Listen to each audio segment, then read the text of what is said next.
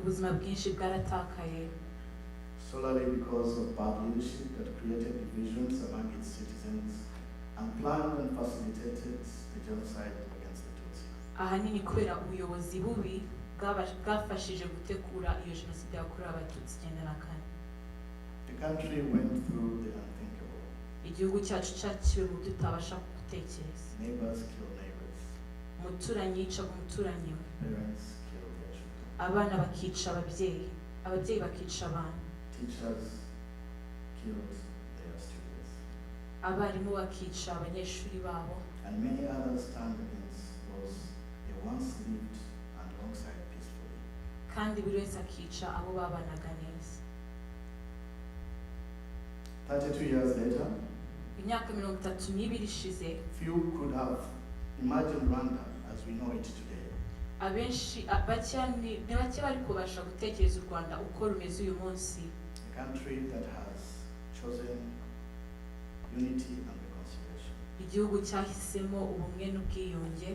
And one that continues to strive to transform the lives of its citizens. kandi kigakomeza guhindura ubuzima bw'abagituye. Today, the Rwandan Community Association of the Cambodian Community in Washington will receive a proclamation from King County. uyu munsi muri Washington twabashije gushyikira ibivuye kuri Washington County babasha kuvuga ko bifatanya natwe mu kwibuka. I would like to express our heartfelt appreciation to the King County Executive and the entire King County leadership. kandi ndashaka gushimira King County n'ubuyobozi bwose bwa King County. But especially, I'd like to thank Angela Fan, who's here with us today, for working tirelessly to make it possible. ahanini ndashaka gushimira Angela Fan turi kumwe uyu munsi wabashije gukora cyane kugira ngo ibyo bibe byashoboka. I'd also like to thank our friends from AJC, American Jewish Committee, kandi for providing a supporting letter. kandi ndashaka gushimira cyane bene wacu bo muri Jewish Community yuko batwohereje ibaruwa idushyigikira nabo. Proclamations do more than formally acknowledge the genocide against the Tutsi. ntago ibyo byose ari ukugira ngo babashe no kuba badushyigikira kandi bazirikane jenoside yakorewe abatutsi. They are found historically truth and help counter denial and minimization.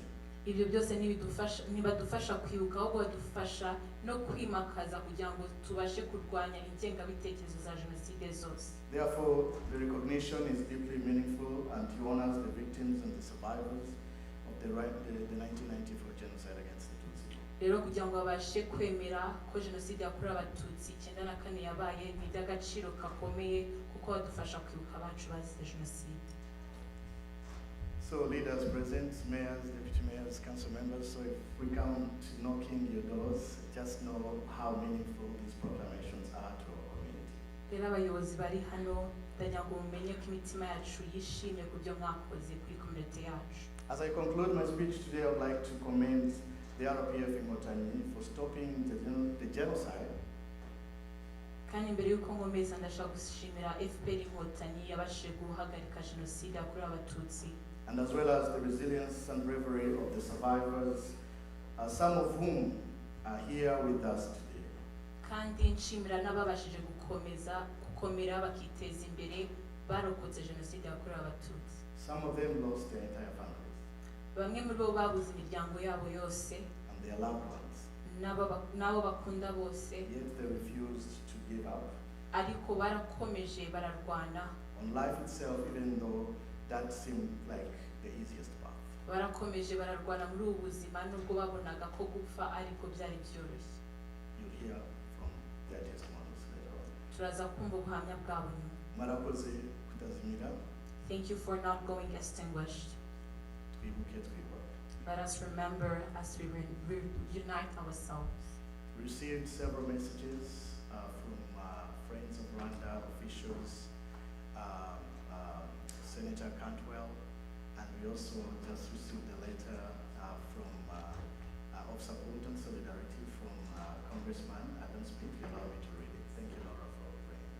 twagiye tubona ubutumire kandi ukwifatanya kw'abayobozi batandukanye. Ngiye gusoma imwe mu baruwa batwohereje muri abo bayobozi. This is from Congressman Adam Smith. Iyi baruwa yavuye kuri Congressman Adam Smith. Dear Rwandan Community Association of Washington State, I am writing to extend my regards and solidarity as we commemorate the victims and survivors of the 1994 genocide against the Tutsi in Rwanda. The powerful event provides an important opportunity to honor the memory of countless lives lost and to reflect on the steadfast commitment to unity, justice, and peace. Kwibuka 32 promises to be both a meaningful time of remembrance and a testament to the enduring bonds of community spirit. I'm deeply honored by your kind invitation. Please accept my sincere appreciation for the Rwandan Community Association in Washington State, whose dedication made this event possible. Your continued efforts to unify, foster understanding, and strengthening community ties are a vital part of our diverse and thriving district. Wishing you a memorable and successful commemoration. Thank you again for your leadership and commitment to enriching our shared community. Sincerely, Adam Smith, Member of Congress. Thank you again, Laura, for your Mu magambo makeya, iyi baruwa yashimiraga komite y'Abanyarwanda ko yarabashije gutegura iki gikorwa cyo kwibuka ku nshuro ya 32, ishimira ubumwe n'ubwiyunge dufite kandi dukomeza kudushishikariza gukomeza gukorera hamwe nka kominote zombi, ari iz'Abanyamerika, ari iz'inacu twebwe kominote zacu, kugira ngo dukomeze dukomereze hamwe twimakaze ubumwe. With that, I thank you for your attention. Kandi abashimiye cyane. Thank you, President Andrew Ndayambaje. Andrew Ndayambaje, murakoze. One of the key things he said, I want to pick out just one, is about genocide denial and distortion. Kimwe mu bintu yavuze nshaka kongera kwimakaza no kubahakana jenoside kandi bakayipfobya. We still have a lot elements out there who use many platforms and they're kind of distorting information and facts and saying genocide was like this or was like that. So one of the ways we insist on keeping on remembering and keep the conversations vibrant and active, especially for our younger generation, our children of tomorrow. They have to know the truth, and even the friends of Rwanda, everybody has to know the truth about genocide. So we cannot stop and we will not stop. Rero hano dusanga dufite imbuga nyinshi cyane zikoreshwa kugira ngo abantu babe bavuga ati jenoside yabaye gutya, ariko twebwe kandi tugasanga aho uriho n'urubyiruko. Rero twebwe nitwe tugomba gukomeza kwimakaza ubumwe kugira ngo tusobanure neza uko jenoside yakorewe Abatutsi yagenze kandi tukayipfobye kandi tujye tubwira abantu uko yakozwe. We also acknowledge our online audience. We are streaming live and we want to acknowledge you for being with us online. We know that you're there and we thank you. Kandi turashaka no kwakira abantu badukurikiye online, turabizi ko muhari, turabakiriye namwe. If you want to share the link, please ask one of the protocol team to give you the link, and if you have a wider audience, that will be a support as well to the community. Rero niba hari abantu muzi babifuza ko bateranye natwe online, mukaba mwifuza ko mwabasangiza iyo link, mwabaza umwe mu protocol akaba yayibagezaho. With that, let me ask the technical team to play a documentary, a few minutes, so that we see parts, not the entire story of genocide, but at least it will give you a picture of what the genocide against the Tutsi was like. Reka dusaba bari ku buhanga bw'ibyuma babe batwereka amwe mu mashusho cyangwa banadusobanurire ukuntu jenoside yakorewe Abatutsi 1994 yateguwe kandi ko byagenze. For much of the world, Rwanda first existed in 1994. And yet, our story starts long before this. Before colonialism, Rwandans had a rich culture, one language, and the people were united around their own organic form of governance. This all changed when colonial powers chose to control Rwandans by ethnicity, creating division and conflict where none had existed previously. This division grew into hatred and violence, culminating in the genocide against the Tutsi, where over 1 million were murdered in 100 days.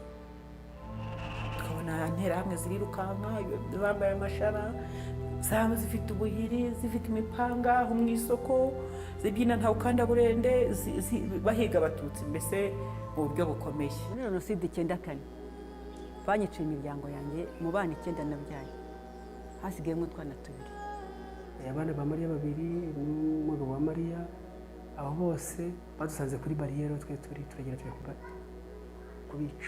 This genocide was long planned by the government of the time, who used education and the media to divide Rwandans, creating the conditions for the genocide to happen. The preparation of the genocide and of the 100 days of killings happened in full view of the world, who stood by, watched, and did nothing. No one came to Rwanda's rescue. The killings were only stopped when the Rwanda Patriotic Front overthrew the genocidal government. From that moment, Rwandans began the long, hard road to recovery, healing, and reconciliation. Mu mwaka wa 2004 nibwo nafashe icyemezo cyo gusaba imbabazi Mariya.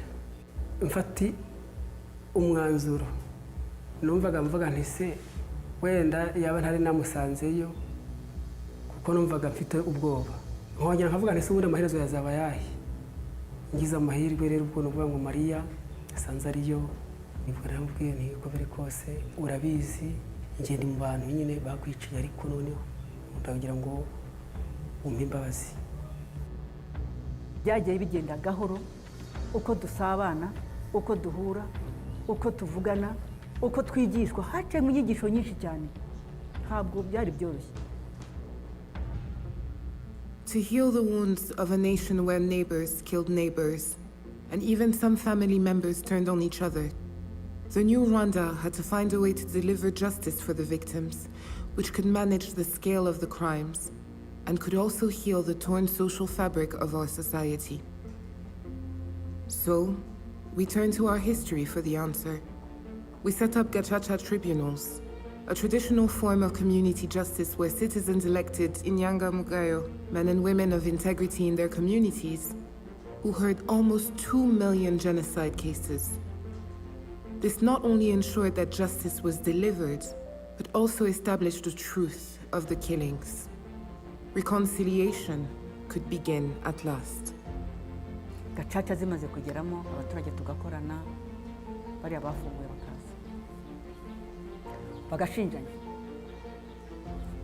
kanaka uwe kanaka twajyanye mu gitero uwe kanaka twajyanye mu gitero ngo kuko abakoze jenoside ngo kuko bagaragaye. Abenshi ro muri Gacaca byatumye bamenya uko ababo bishwe barihangana barabyakira bamenya naho bajuguye. We asked that the genocide survivors make huge sacrifices by putting aside their desire for retribution in favor of forgiveness and reconciliation. And we asked all Rwandans to leave the ethnic divisions in the past and embrace a future of Ndumunyarwanda, where we are all Rwandan. Rwanda is still a work in progress. It is up to the next generations to learn the true story of our past, to protect against genocide, denial, and hate, and keep the memory and the lessons of our history alive. En fait, le négationnisme est en pleine expansion sur Internet, sur les réseaux sociaux, sur Twitter, Instagram, Facebook, TikTok. Le discours n'a pas changé. Certaines personnes vont par exemple prétendre que le génocide n'a pas été planifié, mais que les gens se sont mis en colère et ont commencé à tuer. Il faut qu'on soit plus nombreux à protéger la vérité, à protéger l'histoire du génocide contre les Tutsis sur ces plateformes-là. For our friends around the world, we thank you for continuing to stand with us and ask you to share Rwanda's story and what we've learned about division and reconciliation at a time when the world seems increasingly more fractured.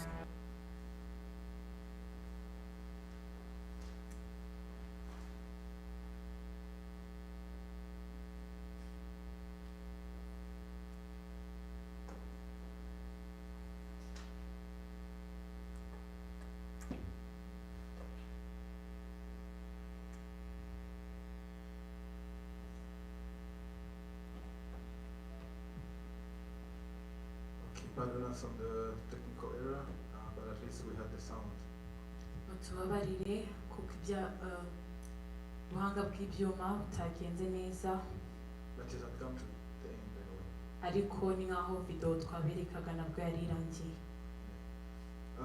We have lots of videos that tell the story online, but of course, like we say, some of them are not accurate. Even Hotel Rwanda, by the way, is one of the worst told stories. It's very, very wrongly told. Hotel Rwanda is the movie.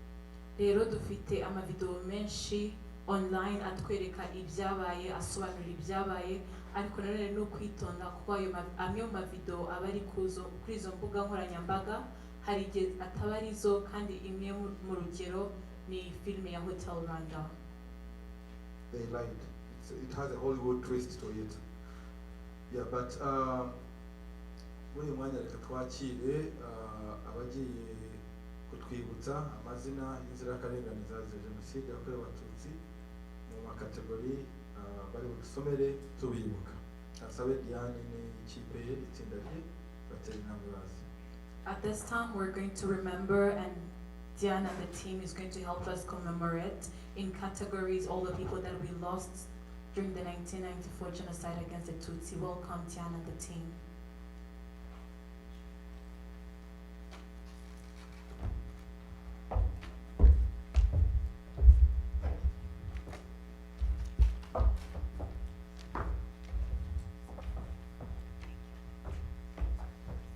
murakoze kuduha uno mwanya.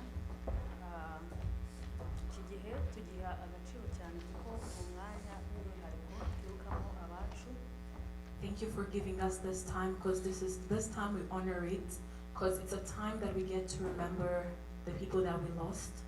Twibuka ibyiza bakoze, ibyo bakundaga. We remember the things that they loved, the good things that they did. Tukibuka uko bari bateye, uburyo bakundaga n'imiryango yabo. And you remember all their characters and the way they love their families. Twebwe niko gaciro gakomeye tugomba kubaha duhora tubibuka. And for us, that's the biggest value we can give us when we commemorate them. Iyo tubibuka twibuka mu byiciro bitandukanye. When we remember, we commemorate in different categories. Twibuka abana batoya. We remember the small children. Duhere ku bari bato cyane kuzamuka kugeza ku bana benda kungana na Yesu. Starting from babies to big kids, almost the age like Jason. Tukibuka urubyiruko, abasore n'abakobwa. We remember the youth, the young adults, women and men. Tukibuka abagabo. And we remember old men. Tukibuka abagore. And we remember the mothers. Twarangiza tukibuka abakecuru n'abasaza. And we remember our old grannies. Twarangiza tukibuka imiryango yacu yazimye itakigira n'umwe wasigaye. And we also remember the families that are extinguished and none is left. Tukongera tukibuka abitabye Imana bazize ibikomere nyuma ya Jenoside. And we get to remember even those that lost their lives after genocide because of the wounds. Thank you.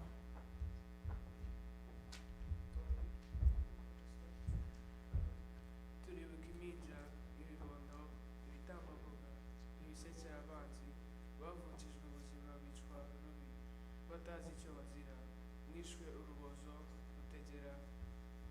mutegera amaboko abatagira impuhwe, mubatakambira ngo bababarire.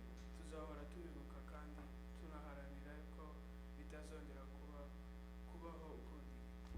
As Jason was saying, remembering the children and all the kids, they remember all the babies that lost their lives when they were crying out to not be killed. We will always remember you, and we will always say never again. Turibuka urubyiruko rwacu, abasore n'abakobwa. Turibuka abakobwa beza n'abasore bari babyirukiye bababyaye, bishwe urw'agashinyaguro bazira ubwoko batihaye. Mwishwe rubi, mwamburwa ubushobozi bwanyu, babambura inzozi zanyu mwari mufite kuzageraho. U Rwanda rubura intwari, umuvu ugatera. Iwacu hacu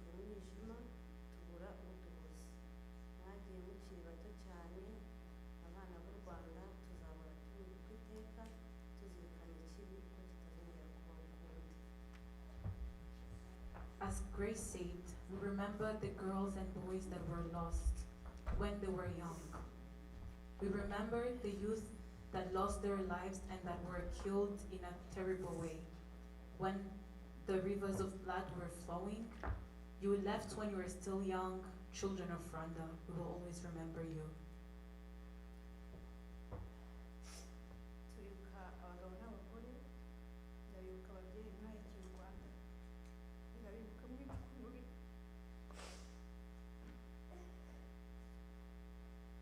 mutakambira bicaye imbere y'abana, ukabica rubi ngo ntihazagire usigara kuba inkuru.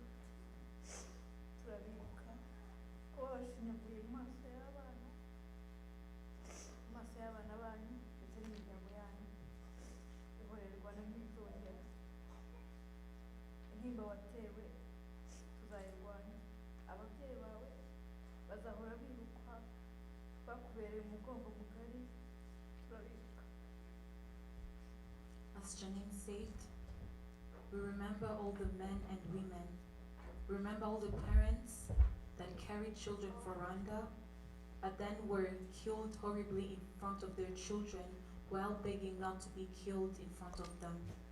They killed them so that nobody will be left behind to tell the story. Worry not, Rwanda, it will not happen again. Parents, we will always remember you. We will always remember you.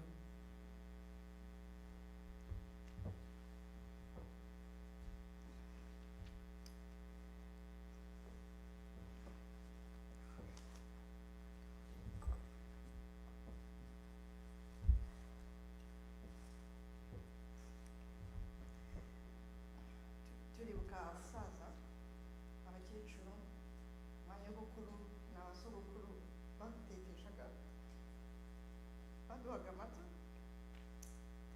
babishe mubatakambira ngo be kubica, babishe mubatakambira ngo be kubicira abana mu maso, babatesheje agaciro n'icyubahiro mwagombaga nk'abakuru, babakoreye iby'amaso y'umwana w'umuntu atakabonye. Mwazize ubwoko mutihaye. U Rwanda rugura abanyabwenge n'abajyanama bari batubikiye amateka. Tuzahora tubibuka iteka, duharanira ko ikibi kitazongera inkomere zombi. As Diane said, we remember our grandparents, grandmothers and grandfathers. You begged so that your children could not be killed in front of your eyes. The dignity that you had was taken away from you. Rwanda lost elders with great wisdom and great advisors. We will always remember you. Turibuka imiryango yazimye. Ndakwibuka nawe muvandimwe, mubyeyi, muturanyi, wishwe n'umuryango wawe wose, ukazima ntasigare n'umwe wo kubarira. Izina ryawe ntizazima, tuzaharanira ko abavutse n'abakivuka bazamenya ko wabayeho kandi w'intwari n'ingirakamaro ku bakubyaye.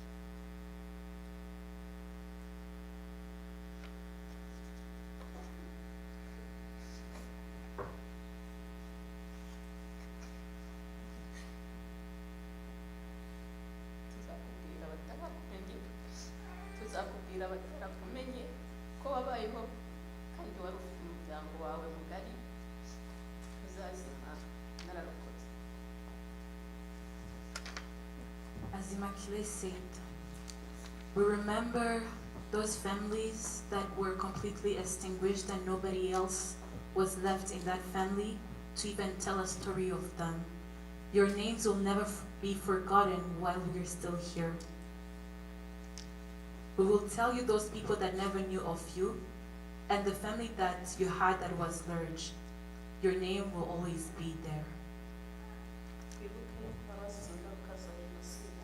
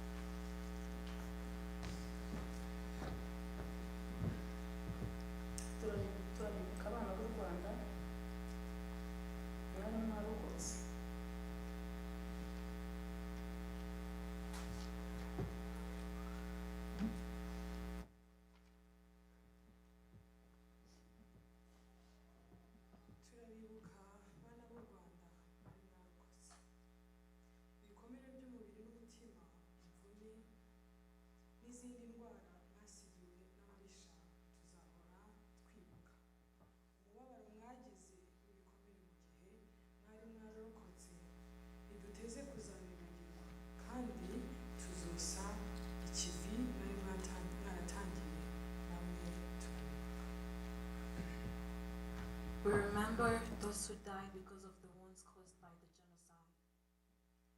We remember you children of Rwanda that had been left.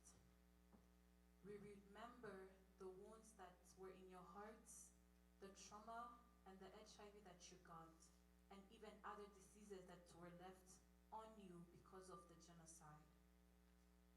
Yes, you had been left behind, and we will not forget about you, and will always live for your legacy.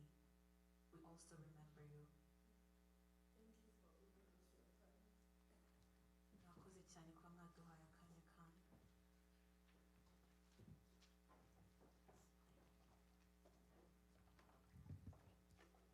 Thank you, our sisters, for your courage, for your resilience, and for remembering our loved ones. Mwakoze cyane kubw'ubutwari bwanyu no guhora twibuka abacu bazize jenoside yakorewe abatutsi. I think almost these sisters of ours, almost all of them were there. They experienced in person what the atrocities. Abenshi mu bari bari hano banyuze muri jenoside yakorewe abatutsi, bari bahari iba kandi babashije kurokoka. Some of us who were not there will never really understand what they go through today to be here, to be remembering their loved ones, so they can no longer. They were innocent, really. We'll never really understand the pain that they go through even just to stand there and share with us. Bamwe muri twe ntabwo twabasha kumva neza mu bitekerezo byacu ukuntu abavandimwe bacu bari hano imbere babiyumvira kuba barabuze ababo muri jenoside yakorewe abatutsi, niwe babasha kuba bari kumwe nabo uyu munsi. We will hear some personal accounts, testimonies, who will take us through what they went through. Turaza kumva ubuhamya bwa bamwe muri twe batubwire ibyo baciyemo. Yeah, but we thank God for them, how they're strong, even some men, that they can still be able to share with us their stories. To those of us who were born, personally I was born from outside Rwanda, but I was Rwandan. I was born as a refugee because of the previous trials of genocide that kept on being exercised until the culmination of the final one in 1994. Rero turashimira ababasha gukomera bakaza bakadusangiza ubuhamya bwabo. Nanjye ku giti cyanjye navukiye hanze y'u Rwanda kubera ukuntu jenoside yahoraga itegurwa kugeza aho ishyizwe mu bikorwa muri 1994. So at this moment, allow me to invite the East King County Relations Manager, Angela Fan. We want to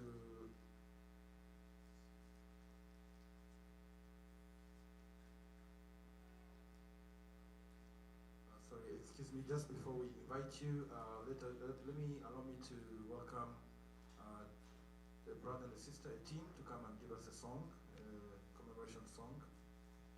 Mbere yuko dutangira, mbere yuko East King County Relations Manager Angela Fan aza, reka dusabe team ya Nancy igiye kuririmba indirimbo itambuka imbere.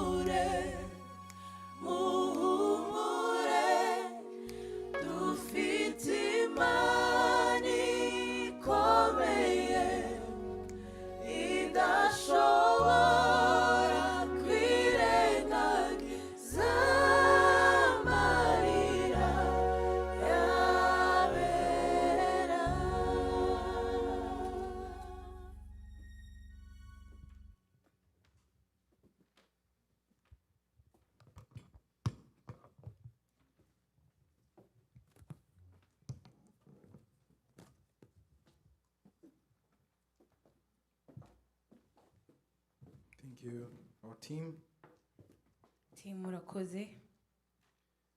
Like I was saying, we were blessed and humbled to receive a proclamation from King County, and I would like to invite Angela Fan, East King County Relations Manager, to come and deliver it. Thank you so much. Tugiye gusaba Angela Fan abe yaza gutanga ijambo adufitiye.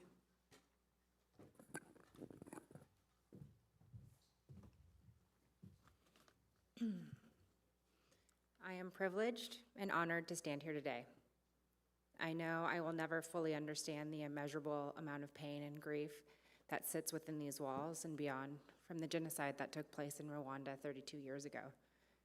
That feeling is not lost on me.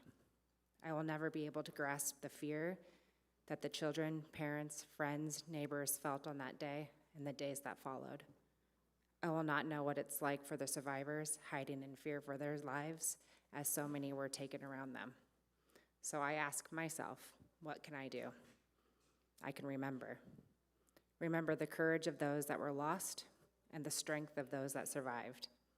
I can remind our leaders, local and beyond, never again shall we turn our eyes, our backs on humanity. I can demand the safety of human rights and to use my voice as a reminder to all who are privileged not to know the pain of that day, that it must be, can only be, all of us united together to ensure that this will never happen again. I'd like to invite anyone that would like to come up as I present this proclamation. It's going to be after. You don't want them to stand? Okay. What? Yeah, anyone who wants to come up as I read the proclamation, do you want them to come up after and grab it or be here? After? Okay, all right. Whereas April 7th marks the beginning of the 1994 genocide against the Tutsi in Rwanda, a 100-day period during which over 1 million innocent lives were systematically murdered, and it is a time to honor the memory of those who perished and recognize the resilience of survivors. And whereas Kwibuka, meaning to remember, in Kinyarwanda, is a period of reflection that encourages learning from the past to prevent future atrocities and inspires King County residents to promote social justice, human rights, and awareness of genocide. And whereas this observance highlights the dangers of silence, indifference, prejudice, discrimination, and dehumanization, and underscores the importance of speaking out against injustice, intolerance, and genocidal ideologies, and whereas commemoration provides an opportunity to reflect on the consequences when governments mobilize society against portions of their population, deprive citizens of their rights, and perpetrate systemic violence, and emphasizes the shared responsibility to prevent such tragedies. And whereas remembering the 1994 genocide against the Tutsi honors the courage, resilience, and humanity of survivors, and calls upon all residents to actively promote human rights, equity, and action against bigotry and indifference. Now, therefore, I, Gurmai Zahalai, Executive King County, do hereby proclaim April 7th, 2026 as International Day of Reflection on the 1994 genocide against the Tutsi in Rwanda, and urge all residents to observe this day with solemn reflection, education, and action to advance human dignity, justice, and peace.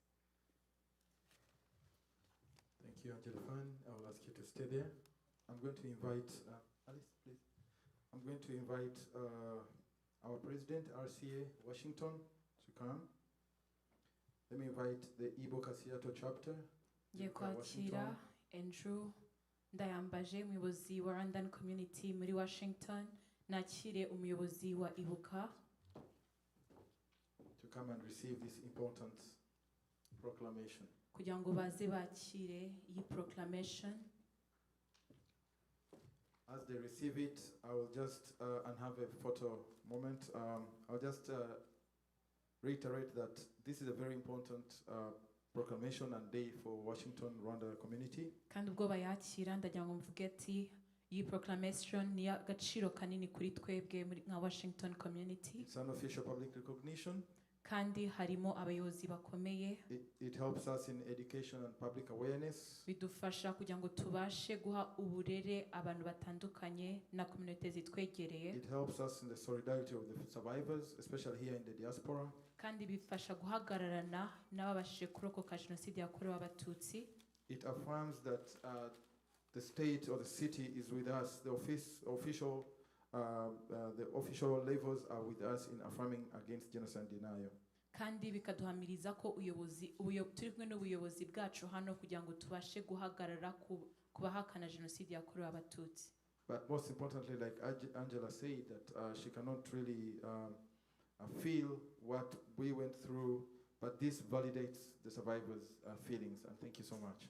Rero nk'uko Angela yavuze ntabwo yabasha kumva neza ibyabaye ku barokotse jenoside yakorewe abatutsi, ariko iki ni kimwe mu bikorwa bigaragaza ko bahagararanye nabo.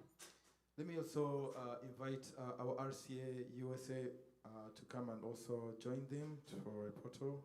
Reka nongere numire umuyobozi w'abanyarwanda muri Amerika yose nawe abe yagera imbere. Abatari bamuzi mu bumenyi uyu munsi yafite amahirwe yuko twitiranwa. Those who do not know him, let you know him today. I am blessed that I get to have the same name like him. RCA President Herbert Diego Mugume. Let me also invite King County, Ken is here. The Assistant Director, Jackson Pincus, please join us. The AJC. Twakiriye n'umwe mu bayobozi ba Jewish community hano muri Washington. They also supported us so much in ensuring that we get this proclamation. Kandi nabo baradushyigikiye cyane kugira ngo tube twabasha kubona iriya proclamation. And they are still supporting us even to get proclamations from other states and cities. Kandi baracyadushyigikira kugira ngo tube twabasha kubona izi proclamations zivuye no mu yandi ma states no mu yindi mijyi.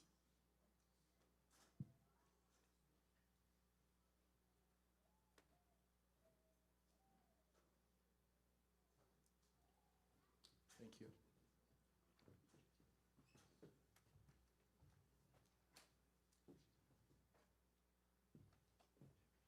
This moment, like we had said, that turaza kumva ubuhamya bwa bamwe mu bavandimwe bacu. As we have said, we're going to listen to testimonies from our fellows. Katubakire sabe Philippe Winkusi nawe ateri namwe. Let us welcome them. And let me ask Philippe Gwinhusi to please come up front. And I ask the protocol team to please bring 3 chairs here in front.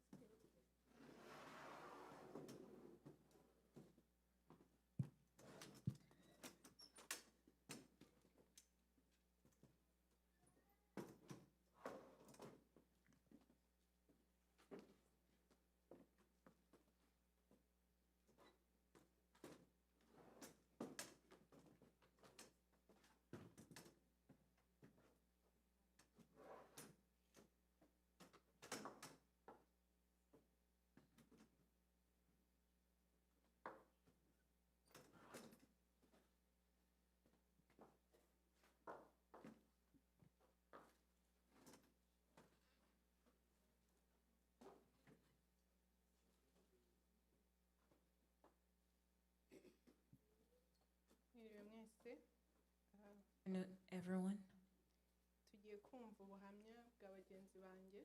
we're going to listen to the testimonies of my fellows.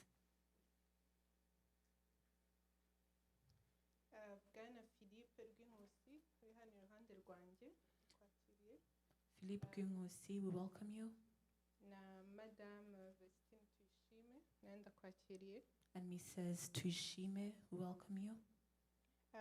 Njyewe ugiye guhostinga ino panel, a small panel, nitwa Benigne Muvunyi. Me who is going to host this panel, my name is Benigne Muvunyi. Ngiye guhera kuri Bwana Philippe. ndagira ngo muducire muri makeya uko mbere ya jenoside mwanganaga, muduhe ishusho y'uko byari bimeze mbere ya jenoside, ese mwakoraga iki, ese ubuzima bwanyu bwari bumeze gute icyo gihe. Murakoze. Let us start with Philip. He's going to answer the question of how it was before the 1994 genocide. How was your family? Urakoze cyane. Nkuko yabivuze, nitwa Philippe Rwinkusi. As she said, my name is Philippe Rwinkusi. Nkaba nkomoka mu Rwanda. And I come from Rwanda. Mu ntara y'Iburasirazuba. In the eastern part. Icyo gihe nshubije ikibazo yambajije mbere ya jenoside byari bimeze bite? And answering her question, how was it before the genocide? Mbere jenoside itaratangira. Before the genocide starting. Uwayoboraga igihugu yitwaga Habyarimana Juvenal. The one who led the country, the president, was Habyarimana Juvenal. Icyo twibuka mu buyobozi bwe nuko hari ivangura. What we remember from his leadership, there is a lot of discrimination.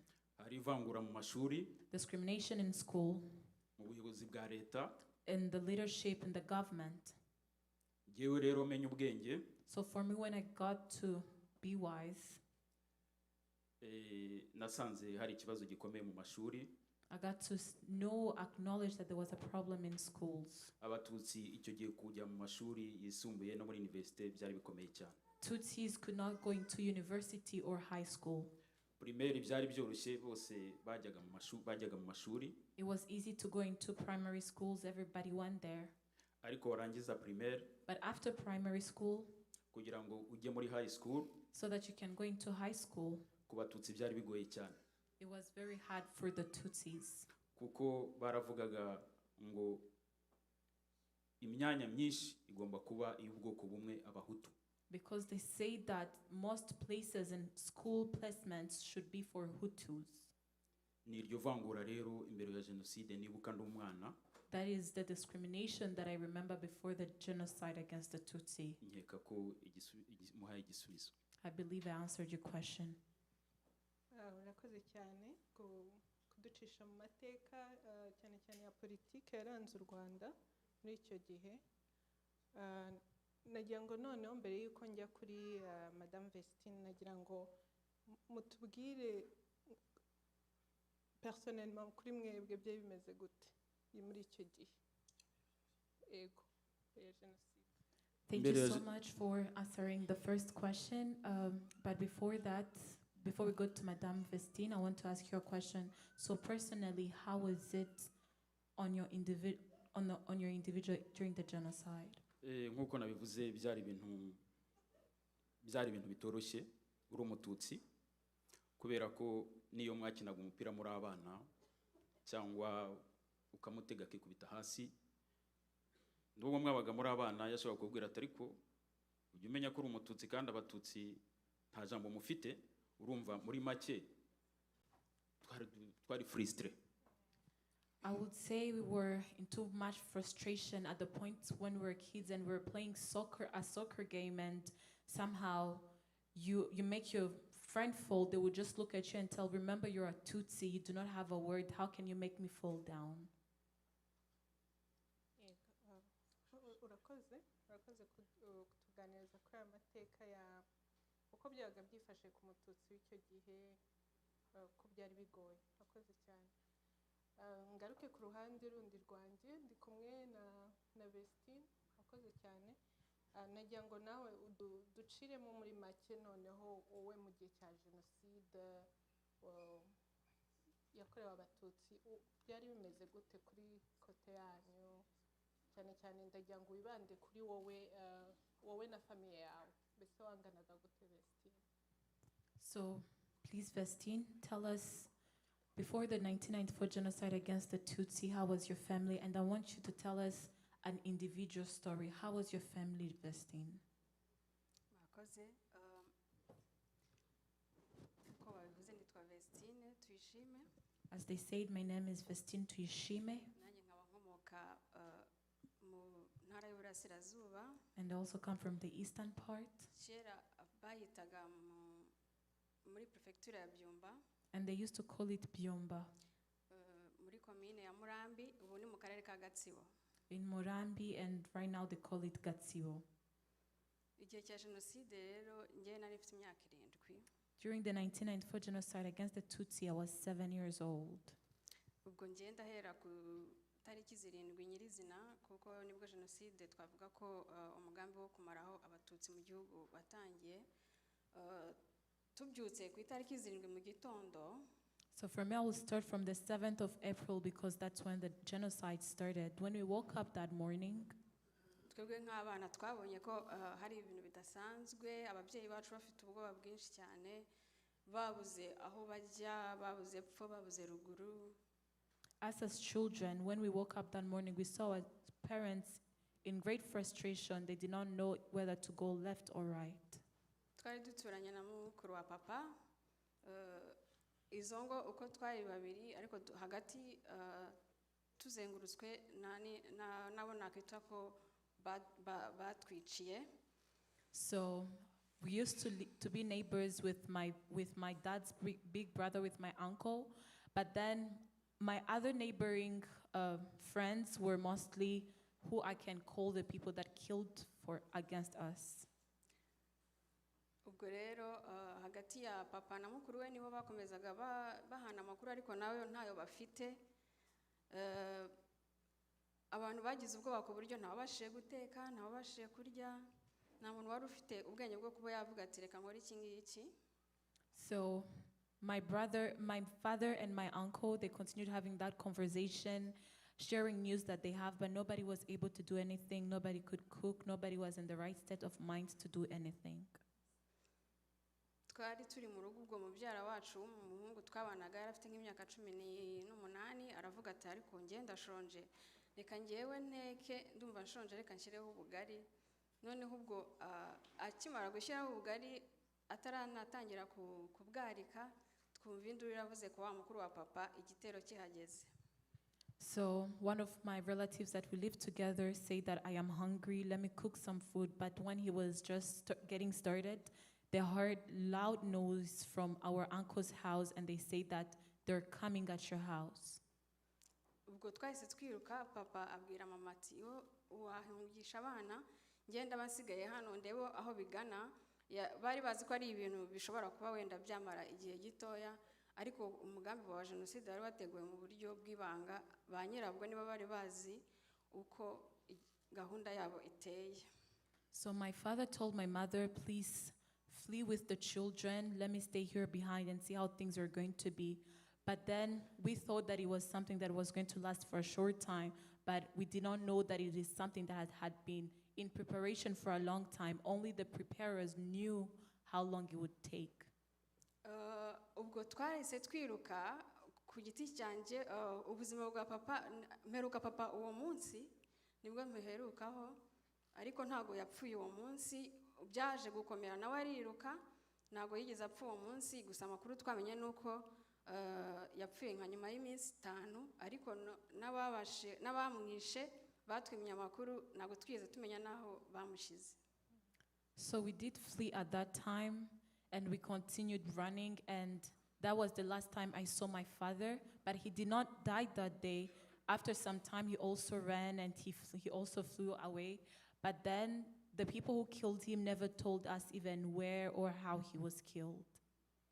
Tukomeza guhunga, tujya ahantu twari duturanye kwihishayo, ariko ako kanya wa mubyara wanjye navugaga wari wabashije kugerageza guteka, bigatangira atahishije, bahise bamwica. Noneho twebwe duhungira ahantu twari duturanye, twirukira mu nzu, twinjiramo nta nakaribu baduhaye na mama n'umwana yari ahetse. Tugezemo hashize akanya mama waho aza dusohora mu nzu ngo musohoke vuba mutanteza ibibazo, dore bene wanyu barimo kubica.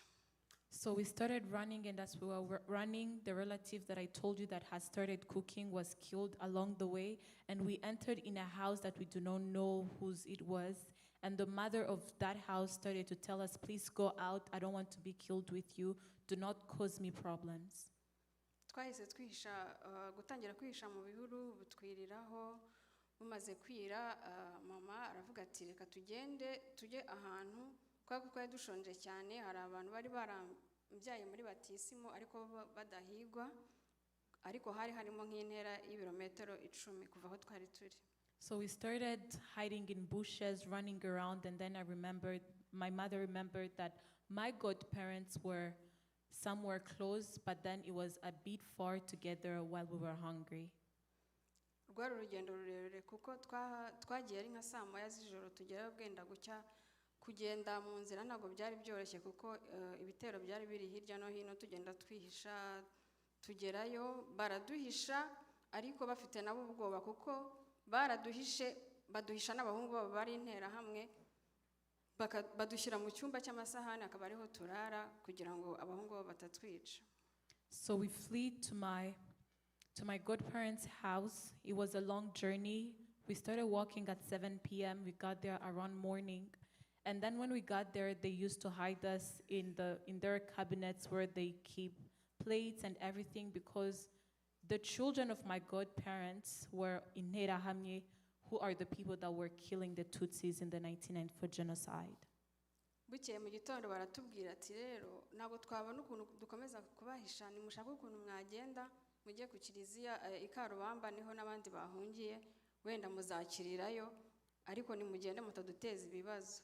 Turagenda tugeze mu nzira biratunanira kubera amayira yari mabi abantu barimo kwicwa interahamwe ari nyinshi mu nzira tunanirwa kugerayo babona turagarutse noneho birabashobera.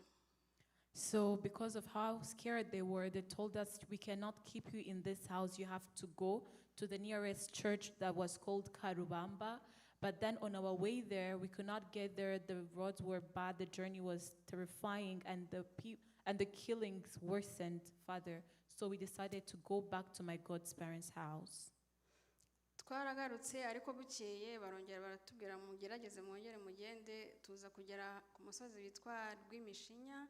Tugezeyo naho dusanga interahamwe nyinshi ziza kudufata ziratubwira ngo murabahehe zitugarura iwacu baravuga ngo mugende abantu abiwanyu babice twebwe ntabwo turi bubice. So because of how it was, the same morning we woke up, they told us please go and try again to head to that church. As we were heading to the church, we met the Interahamwe who were killing the Tutsis. They told us, you should go back to your home. We're not going to kill you. You're going to be killed at your hometown. Badusubizayo ariko ngo mu rugendo rwo gusubiraho twagiye duhura n'abandi bantu benshi bagiye bafatira mu nzira b'abasore n'abagabo. Turagenda tugezeyo ubwo ntabwo ndi kugenda mvuga iminsi ariko byari umunsi byari itariki 11 kandi itariki 11 nibwo ku kiliziya ikiziguro nibwo bisha abantu. So I'm not able to say all the dates right now, but on the 11th of April, that is when on one of the churches they killed people. Twaragiye tugeze iwacu ntabwo bahise batwica baravuze ngo baratwica ku mugoroba ariko abagabo twari turi kumwe n'abasore bo bahise babica ako kanya. So we got to my home and all the men that were together and all the boys were together were killed immediately, but for us they did not kill us immediately. They say that they will kill us later. Baragenda bari bafite pressure bihuta ko bari bagiye kwica ku kiliziya ku mugoroba rero bagarutse ntabwo batubonye twabonye ko bagiye twihisha mu bihuru byari hafi aho ngaho. So they did not get out way to kill us. We got a chance to hide in the bushes that were close by. Ariko ubwo muri iryo joro twari tumaze kunanirwa hari imbeho nyinshi nza kugira imbeho nyinshi ndatitira cyane mu mubiri ndatitira mama aramfata biranga noneho abona tugiye kwicwa n'imbeho tugiye kwicwa n'inzara ahita avuga ati muze tugende batwice. So in that night we were hungry, it was so cold. I remember I was shivering so much, and then our mother said let's just go and they kill us. Turagenda tugeze kuri barriere byari ninjoro interahamwe ziratumurika n'amatorshe ziravuga wowe urinde mama aravuga ati ni ngewe niyo nshuti mama wanjye yitwa niyo nshuti noneho baraseka cyane baravuga urizanye vayo hano wicare turakwica mu gitondo. So when we got at one of the borders where they were killing people, they told my mother, "Oh, you're bringing yourself so that we can kill you. See there, we're going to kill you in the morning." twaricaye rero ubwo aho ngaho ariko kubera imbeho nari mfite nari ndi n'umwana naragenda ryama mu ikote intera mwe yari yambaye ikote rirerire ndasinzira ndasuhererwa pe ndasusuruka noneho mu gitondo tubyutse ntago batwishe kuko bari bacanganyikiwe iryo joro amasasu yatangiye kuvuga inkotanyi zigiye kutugeraho. So in that night, we slept there at the border where the people killing us were. I really had a good sleep, and then in the morning, they did not kill us. They were confused because RPF was coming to rescue us, rescuing the country. Ubwo bahise bagenda bajya kwegeranya imiryango yabo n'ibintu kugira ngo bahunge, ariko natwe tugendera muri icyo gihiriri turagenda tubakurikiye kuko hari amasasu menshi. Turagenda ku buryo twageze urugendo rugera Tanzania. So because of the gunshots we were hearing of the Inkotanyi coming to deliver the country, we just followed them, and because it was a very long journey, we found ourselves in Tanzania. Twaragiye tugenda dusimbuka impfu zitandukanye, ngira ngo nk'urugero navuga tugeze ahantu hitwa Ikabarondo. Interahamwe z'iwacu zaravuze ngo turacyari kumwe na n'inshuti vayo tukwice n'abana bawe. Turagenda tugeze aho bagombaga kutwicira iruhande rw'isoko rya Kabarondo, n'ubu ngubu iyo mageze ndahabona. Tugezeyo dusanga icyo bagombaga kudushyiramo kiruzuye, batangira kuvuga use bano bantu turabashyira he. Noneho mu gihe bari gushaka abantu badushyira, interahamwe z'Ikabarondo ziraza ziravuga wese ubundi mwebwe muri abahehe, aba bantu mugiye kwica n'abahehe. Barababwira ngo turabo muri komine Murambi. Baravuga aba bantu se kuki mutabiciye iwanyu, natwe twabuze aho dushyira abacu, none muraza kuduteza umwanda, nimubica natwe turabica. So when we were heading on the journey to Tanzania, we reached in a place called Ikabarondo, and in Ikabarondo they wanted to kill us again. The Interahamwe looked at us and said, "Oh, we are still with Niyonshuti, who is her mother. We're still with Niyonshuti. Why are we still with you?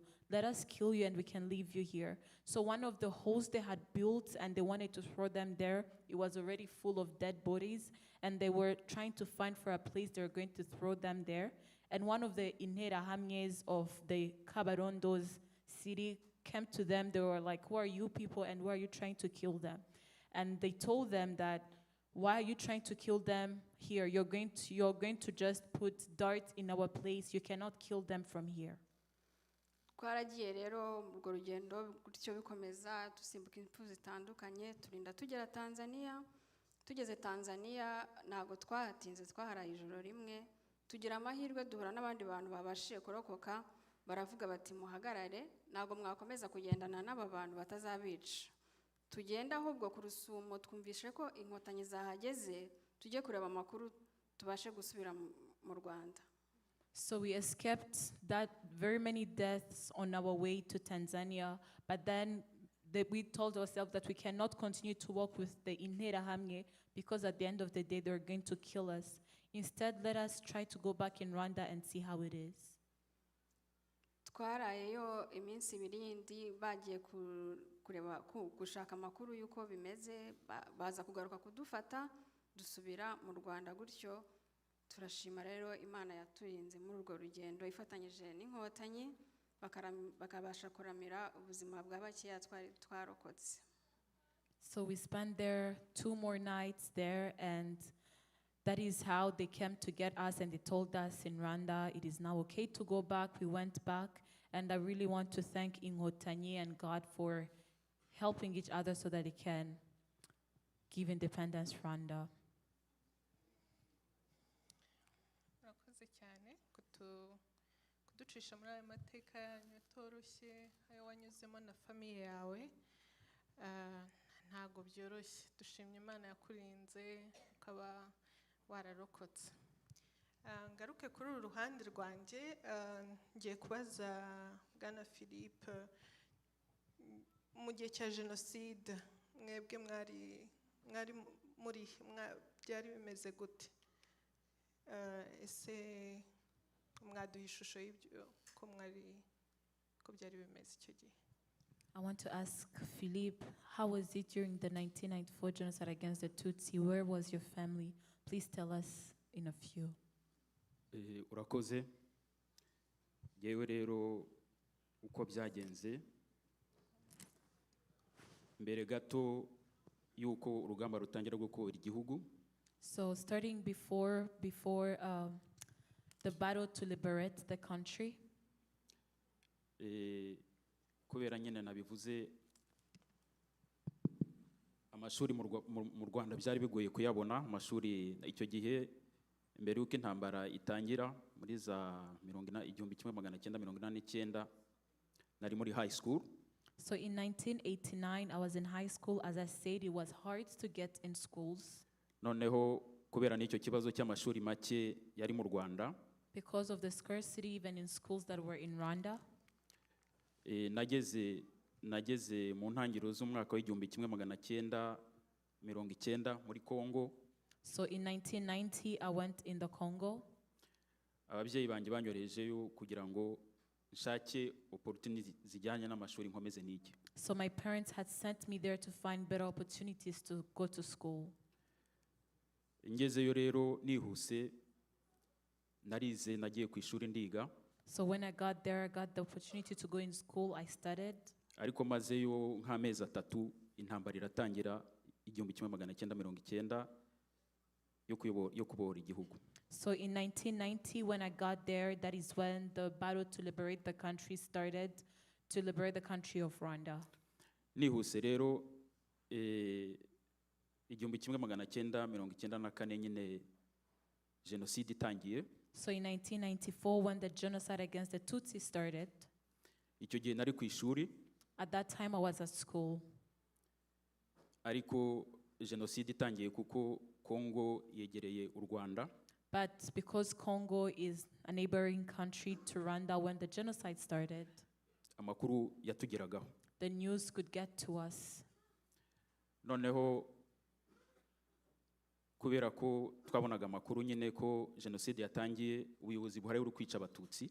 Because we could get the news and we were learning that the leadership that is there and the command is to kill the Tutsis. Kwiga byarananiye. I could not be able to study anymore. Narahagaritse kwiga. I stopped studying. Birananira neza pe. I was not able to anymore.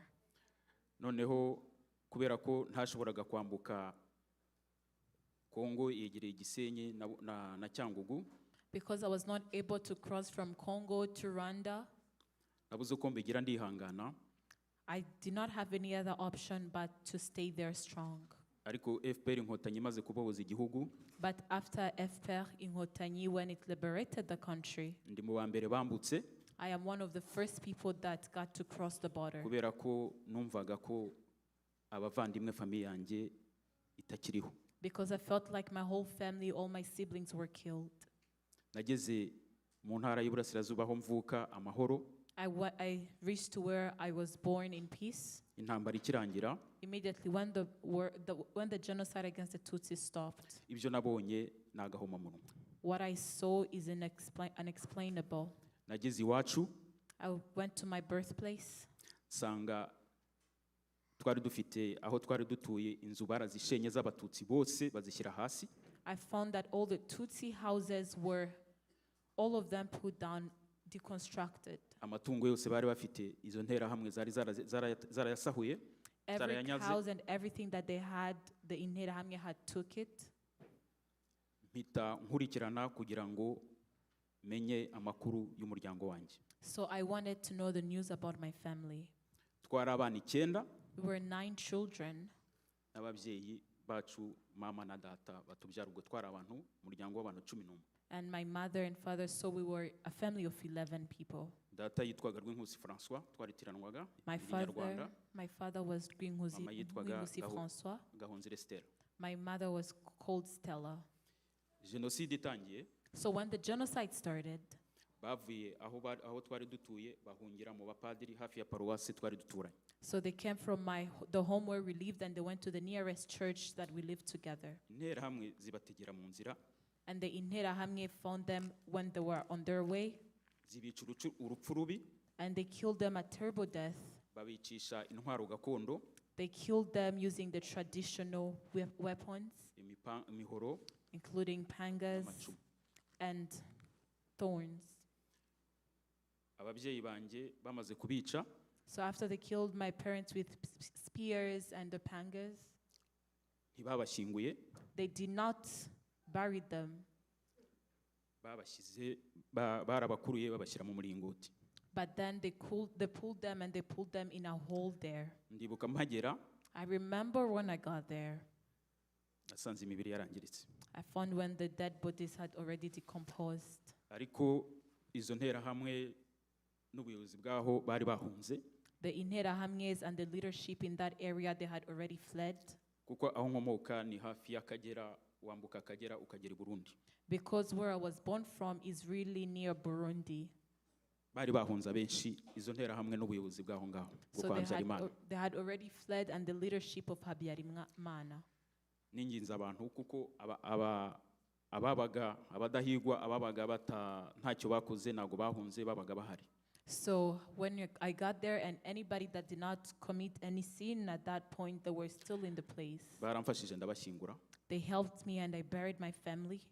Birangiye ababyeyi ubwo menya uko byagenze. And after I got to know what happened to my parents, hari hasigaye abo tuvukana abana 8.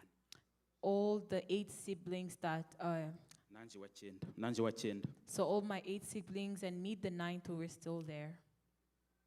Mushiki wanje yari yarashatse. My big sister had already been married. Yari afite abana 2. She had 2 children. We na mushiki wanje n'abana 2 n'umugabo we. So my sister, her 2 children and the husband. N'abarumuna banje 2. And my 2 small siblings. Gilbert na Emmanuel. Gilbert and Emmanuel. Bahungiye kuri commune. They got to flee on the commune. Ubuyobozi bwa leta bwaraho ngaho hafi. And the leadership that was there close to that place. Aho kugira ngo babatabare. But instead of saving them, n'abatutsi baho ngaho hose bari bahungiye kuri commune. And all the Tutsis that had fled to the leadership place close there. Meya twari tuziranye na namuzi yitwaga Tahimana. The mayor was even my friend called Tahiman. Afatanije n'abandi bayoborana. In cooperation with every other leadership that they worked together. Bahamagaye interahamwe. They called the Interahamwe. Ziyobowe n'interahamwe izwi cyane aho ngaho mu burasirazuba yitwa Cyasa. That were led with one of them called Chasa. Baragose. They surrounded them. Barica. They killed. Bica abana. They killed the children. Bica abakecuru. They killed the grandparents. Bose barabamara. Everybody that was there, they killed them. Mushiki wanje n'abana be n'umugabo we. My sister, the children and the husband. N'abarumuna banje 2. And my 2 small brothers. Nabo baguye aho ngaho. And they also died from there. Ubwo hasigaye abo tuvukana 5. So I was left then with 5 siblings. Narakomeje ndashaka. I continued to try to find them. Bo bari batuye mu mujyi w'Ikibunga bahazi ni bari batuye mu mujyi ari commune Birenga. For them, they were living in a place called Kwibuka. Uwo tuvukana Celestin. One of them, called Celesta, yari umucuruzi aho ngaho mu mujyi Kibungo. Was an entrepreneur there in Kibungo. Undi murumuna wanje witwa Celestin. Witwa Jean de Dieu. One of my smallest siblings, also called Jean de Dieu. Yigishaga muri high school. He used to be a teacher in high school. Mushiki wanje wundi muto. One, my smallest sister. Witwaga Umuhoza. That was called Umuhoza. Yari afite imyaka 13. She was 13. Bahungiye kwa Bishop kwa Musenyeri. They fled to one of the Catholic leaders. Naho bita muri ekonoma Ikibungo kwa Musenyeri. Where they called Kibungo. Aho niho abatutsi bose bahungiye bari batuye mu mujyi w'Ikibungo. That is where all the Tutsis fled that lived in that city called Kibungo. Yanterahamwe nkuru yitwa Cyasa. The Interahamwe that I told you called Chasa. Yazanye nka bataliyani y'interahamwe. he brought with him a battalion of Interahamwes, baragota and they surrounded them. niko babikoraga. That is how they used to do it. Bari bafite imbundaho, They had guns, bari bafite n'intwaro gakondo. and they had the traditional weapons as well. Barashenye kuko bari bahungiye ahantu mu nzu ikomeye yo kwa padiri. They got to destruct the house because they had moved in, they had fled to a good house that was kind of Barasenya strong. bageze imbere barica. They distracted the house, and when they got in, they killed. Nanone ntibavangura abatutsi bari aho, abana, abakecuru bose barabamara. They did not discriminate anybody there. If you were a child, mother, father, everyone, they killed them. Ubwo hasigaye babiri gusa. So I was left with 2 siblings then. Ndakomeza ndakurikira. I continued to find them. Ubwo hari hasigaye babiri gusa. So there were only 2 siblings that I was left with. Abandi bashize. And every other was dead. Mushiki wanjye witwa Denise. My sister that is called Denise, Ngize Imana nsanga yararokotse. I got lucky and she survived. Ntangira kugira icyizere. I started to have hope Nibura ko mbonye uwo tuvukana warokotse. that at least that I got to see my sibling that survived. Ndagerageza turaganira. I tried to have a conversation with her. Yari ahamutse. She had trauma. She was traumatized. Ariko ngerageza kumuba hafi ubariho. I tried to be next to her. Right now she lives. Afite abana babiri She has bakuze. 2 children. They're old now. Uwanyuma bucura wacu Our youngest, jenoside iba yari afite imyaka 5 when genocide happened, she was 5 years old. yitwaga Antoine. Her name was Antoine. Mbebajije mushiki wanjye we ko yabaza amakuru ye. So I asked my sister, do you know the news about our young sibling? Yamaze iminsi ibiri arira. She spent 2 days as she was crying. Yanshubije muri iyo minsi ibiri. She got to answer me after those 2 days. Ariko iminsi ibiri yaranshubije So after those 2 days, she got to answer me. ati gucura bwacu Our small sibling, naramubuze. I do not know where she is. Twarahunze twiruka. So we fled as we were running, Nanjye nkiza amagara yanjye. as I was trying to save my own life as well. Nako kana gakiza amagara yako. As the young kid was also trying to save herself. Turaburana. We separated, lost our ways like that. Kugeza n'ubu nta makuru twabonye, ntituzi aho interahamwe zamwiciye, ntituzi amakuru ye, ariko yarapfuye.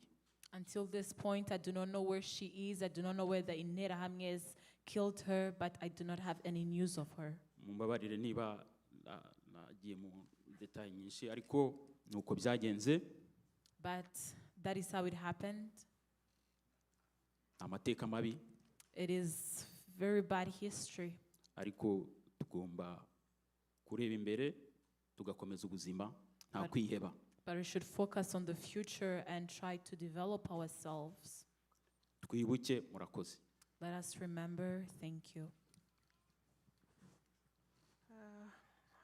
Urakoze cyane Philippe kudusangiza ubuhamya bwawe kandi bwa famiye yawe. Thank you, Philippe, for sharing your story and your family's story. Biragoye kubona icyo umuntu yabwira umuntu wabuze famiye yose, abantu 11 ugasigara uhagaze na mushiki wawe umwe. It is hard to find the words to tell the person who lost all their family and you're here only with your sister. Turakwihanganishije ariko tunashima Imana ko yakurokoye na mushiki wawe. We stand in strength with you, but we also thank God that you survived and your sister survived as well. Ndagaruka hano ku ruhande rwanjye kwa Vestine tuganisha ku musozo w'ubuhamya bwacu. Ndagira nkubaze nyuma ya jenoside washoboye ute kongera kugarura ubuzima? Watubwiye ko mama wawe yarokotse na musaza wawe, mukabura papa wanyu n'abandi bavandimwe benshi ku musozi. Twagira ngo tubwire nyuma ya jenoside yakorewe abatutsi muri 1994 ubuzima bwaje kugenda gute? Birumvikana ntabwo bwari bworoshye, ariko tubwire uko mwagaruye icyizere mukigiramo. Ese nyuma yaho, nyuma aftermath, mwakomeje guta ubuzima muri make. So Vestine, thank you so much for sharing your story, but you told us that you and your mom survived and you lost most of your siblings. So how is life after genocide? How were you able to cope with life after the genocide against the Tutsi? Abakoze jenoside irangiye byari ibihe bitoroshye ku bantu benshi bayirokotse, ariko nkatwe abana usangaga tufite ikintu kimeze nka confusion, ariko ababyeyi bacu basigaye nibo bari bafite trauma ikomeye, ariko baragerageje uko bashoboye muri iyo trauma barakomeza baraturera, natwe Imana iradufasha tujya ku ishuri turiga turarangiza. Njyewe nasigaranye na mama na musaza wanjye mutoya, twasigaye turi babiri, twari turi abana bane na papa na mama, dusigarana na mama na musaza wanjye turi babiri. So after genocide against the Tutsi, it was mostly confusing for us children. It was traumatic, but we were able to go back to school. I was left with me and my smaller brother and just my mom. Nabashije kwiga ngiye ku ruhande rwanjye, nabashije kwiga ndangiza université. On my own behalf, I was able to continue school and get done with university. Ndashaka mfite umugabo n'abana babiri, ubu ntuye muri Seattle muri Pure Lab. I got to be married. I have a husband with 2 children, and now I live here in Seattle in Puyallup. Mwakoze, ndumva ari uko ubuzima bwanjye bwa nyuma jenoside bwagenze. Dukomeze twibuke kandi twiyubaka. Thank you. I feel like that is how my life was after genocide against the Tutsi. Let us continue to remember as we reunite. Urakoze cyane Vestine, ndagushimiye kuba witanze ukaduha ubuhamya bwawe, kandi dukunze ko utahiranywe n'agahinda na famiye yawe mukakomeza kubaho kandi neza. Urakoze cyane. Thank you, Vestine, for your testimony, and thank you that you and your family are still living and living well. Ngaruka iruhande rwanjye nabwo tuganisha ku musozo, nagira ngo nkubaze bwana Philippe, nyuma y'iyo trauma yose yo kuva muri Congo uvuye ku ishuri kwaza ugasanga famiye yose yarazimye, ufite sister wawe umwe usigaye, mwakomeje gute ubuzima? Ni gute mwafatanije urunana kugira ngo mwongere mwiyubakemo icyizere mukomeze ubuzima? Yeah. So as we come to an end, I want to ask Philippe, after the traumatic history that you and your family faced, how were you able to cope with life again? Nyuma ya jenoside yakorewe abatutsi muri 1994, nafatanije na mushiki wanjye. After the 1994 genocide against the Tutsi, I worked together with my sister. Ariko kuko nari nasanze yarahahamutse, but because I found that she had already been traumatized, naragerageje kumuvuza arakira. I tried my best to take her to the hospital, and she was treated and she was well. Arubatse. Right now she's married. Afite abana babiri. She has 2 children. Ameze neza muri make. And she's doing well. Ku giti cyanjye rero nakomeje kwiga. On my own behalf, I continued school. Nagiye kuri National University. I went to a national university in Rwanda, Butare. Ndiga ndarangiza. I finished my school. Kandi nshimira ko na leta imaze kujyaho y'ubumwe. And I also thank the government of unity. Yaradufashije cyane mu kwiga no kurwana kuri abo bari barahahamutse. It helped us a lot to strive to those that were traumatized. Nanjye ndiho. And I am alive as well. Ndubatse mfite abana 3 n'umugore. I am married. I have a wife and 3 children. Twagerageje kwiyubaka. We tried to rebuild ourselves. Nta guhera mu gahinda. We cannot remain with agony. Tugomba kureba imbere kugira ngo dukomeze ubuzima. We should focus on the future so we can be perseverant. Twibuke twiyubaka. Murakoze. Let us remember as we rebuild ourselves. Murakoze cyane, ndagushimiye Philippe ko wemeye kuza ukadusangiza ubuhamya bwawe ukanatubwira icyizere wakomeje no gukomeza ukazamura umuryango wawe na mushiki wawe. Turishimye ko muri amahoro kandi mwakomeje kubaho regardless y'ibyabaye, mugakomeza kubaho kandi neza. Mwakoze cyane, namwe mwaduteze amatwi, ndabashimiye cyane. Dukomeze twibuke twiyubaka. Thank you so much, Philippe, for telling us your testimony, and all of you that followed us. Let us continue to remember as we renew ourselves.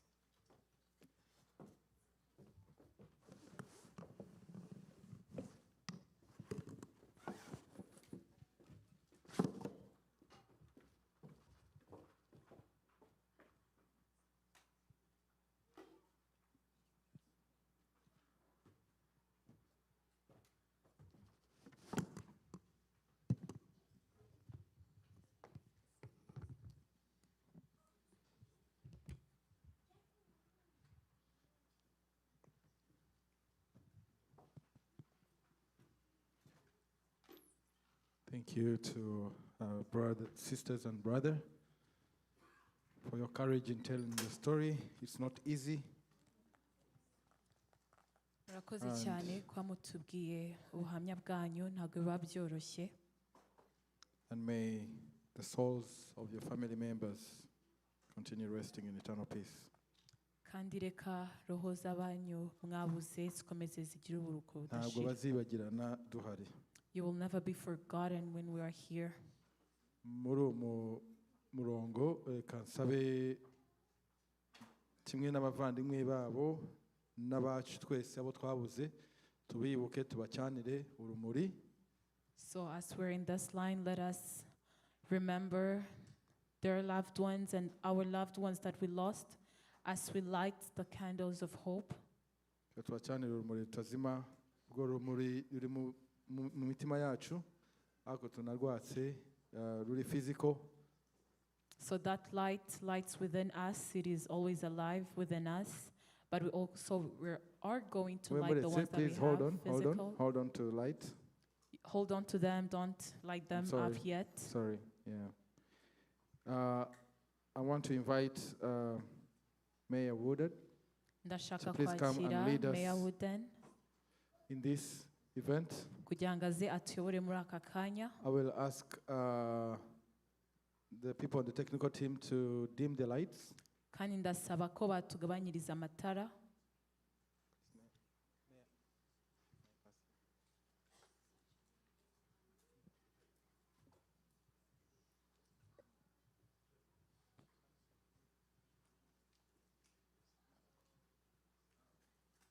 I'm also going to invite, I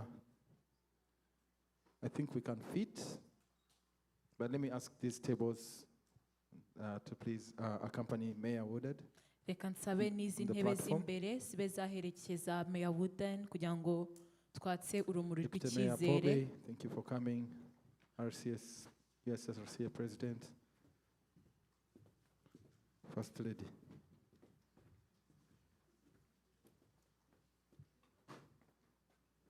Please.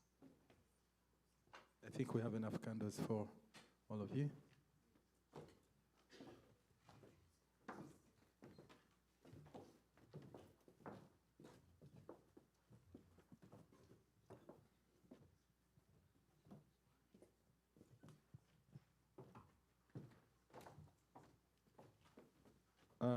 As mayor will light, they have switches. We will all light after the mayor.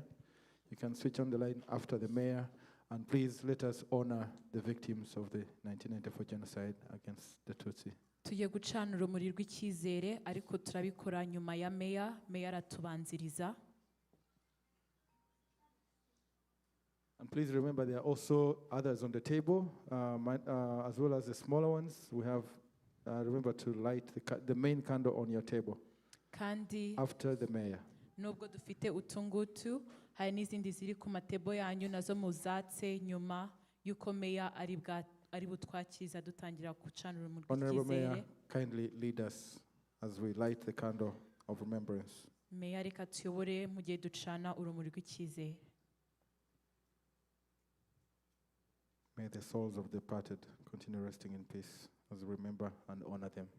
reka roho zabo twabuze bakomeze bagire iruhuko ridashira.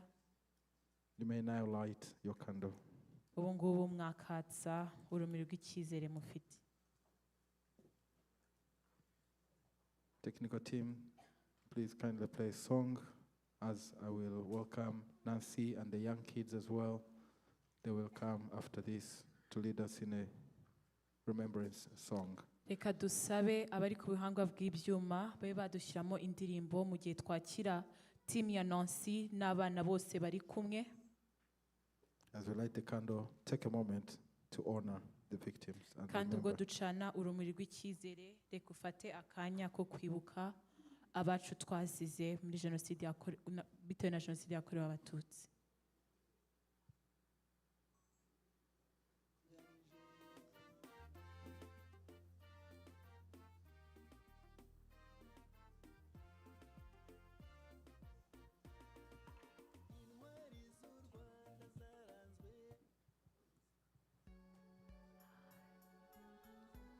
Thank you.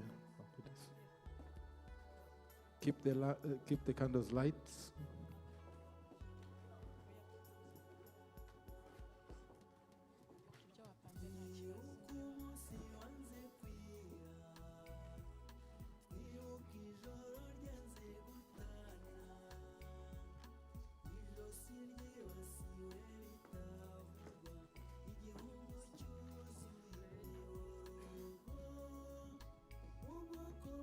Nancy and the kids, please take the stage.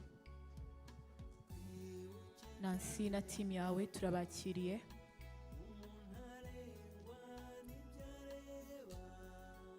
Reka dusabe mwongere mutwakiriza amatara.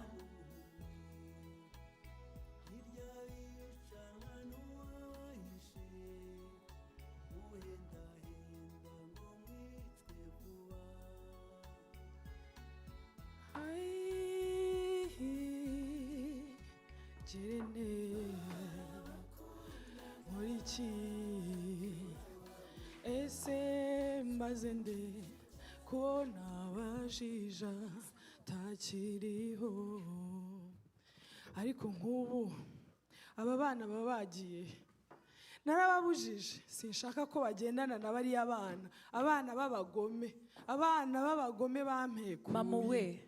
Mama wera umpamagara ibiki? Ese ko witotomba bite ku manywa y'ihanga? Ubuse abana banjye bari abana bawe kandi nababujije kugendana n'abana b'abagome bampekuye. Abagome baranyiciye. Abagome ni bande mama wera? Urabazi uzi ibyo mvuga? Ntago nkumva. Wanyumva? Ntabwo wanyumva. Mama we aba wita abagome ni bande? Abana banyiciye iwabo baranyiciye. Ariko mama we wagiye wibuka ko dukwiye kwiyunga tukaba umwe. Niyunga nande? Mama we none se uyoboye ko ari twe tugomba kuba icyitegererezo cy'abana bacu? Uzaba icyitegererezo kuko ntawe bakumazeho. Mama we nyumva. Nkumva ibiki? Ese uzi neza yuko bampekuye? None se mama we uzaguma uheranwe n'agahinda? Agahinda bakaduteye batabizi se ko kazaduherana? Mama we ariko uba bana banjye bari hehe? Barihe bana muri he koko? Muri he? Sinakurahiye ngaba dore aho bari mana we, dore bari kumwe n'aba abana guys. Dore ngaba bamuze mugire hano muze Niko nababwiye ngo iki? What did I say to you?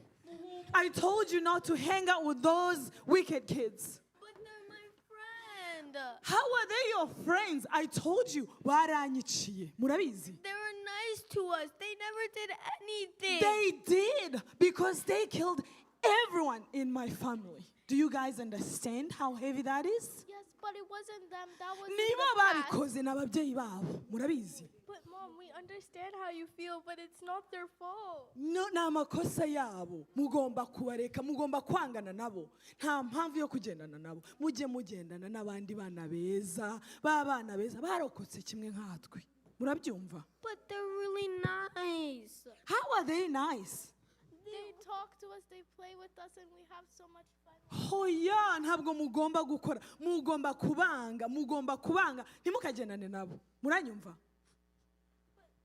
You need to understand. I understand how you feel and you're hurt, but it's not their fault. And we are all created by one, and we are all created by God's image. Do you think I can forgive them? Murabyemeza ko nabababarira? How? You can ask them for forgiveness because they're crying right now. Did you tell them that I don't like them? Mwarababwiye ko ntabakunda? Babivuze babifashe gute? They were sad. Do you think I can forgive them? Yes. Why? Because they didn't do anything, and it wasn't their bodies did Sean. But I'm hurting, and I don't know how to move forward. You should forgive all of them because we're all random at the end. But you know I love you guys. Murabizi ko mbakunda. Yeah, and I know you love them too. You just need to find a place in your heart. Okay. Now can we go and see them? Twajya kubareba. Okay. And just remember always that God says to forgive. Yeah, you're right. God wants us to forgive. Imana ishaka ko tubabarira abatugiriye nabi. Murabyumva? Do you love them now? I do. Ndabakunda. Reka tujye kubareba. I love them now. We can forgive them, and I will let you guys hang out with them. Okay, let's go apologize. Okay. We have something to say. Umuto. Nagira ngo ngusabe imbabazi bivuye ku ndiba y'umutima wanjye. Umbabarire umuryango wawe nawangaga. Ntabwo nari nzi neza ko imbabazi zishobora kubohora umutima wanjye, ariko mbyigishijwe n'abana kandi numva nsinzwe. Mama we, ndakubabariye kuko abana bacu nitwe tugomba kubabera urugero kugira ngo bige kandi nabo bibuke biyubaka kandi bazabe insingi y'iterambere y'ejo hazaza. Yego ndabyemeye. Naguhobera se? Yego mama we.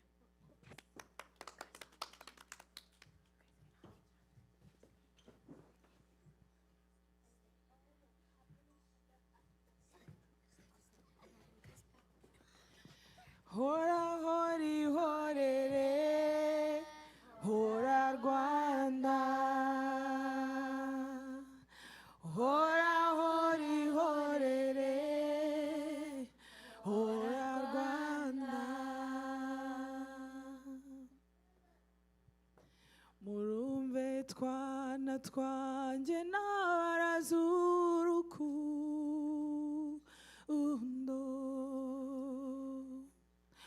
Murarugira intego mwese mujyaho, serubabera umutako mwiza urubara nkaramanywa rina nijoro.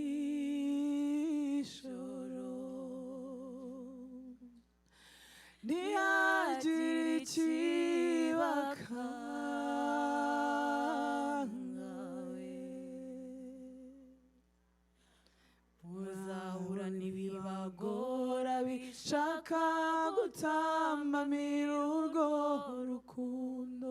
Murabe maso hatagira umwanzu bacamo icyanzu. Murakomeze mutwaze ntabwo nzabahana, nzahorana namwe nsimbura ibibarwanya. Wa mwanzi w'icyatwe ujya uhakurura mu cyaha, nzamukubitija ja mwimure.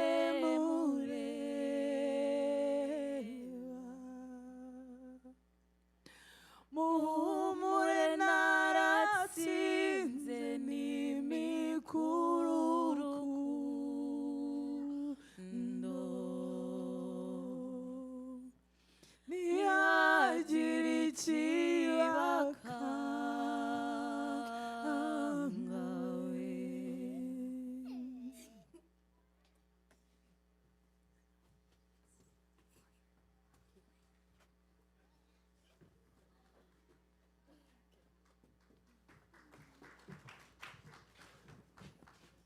In summary, as the children are going back, for those who are not understanding the language we're speaking, this small story kind of summarizes the past genocide trauma that parents are working with.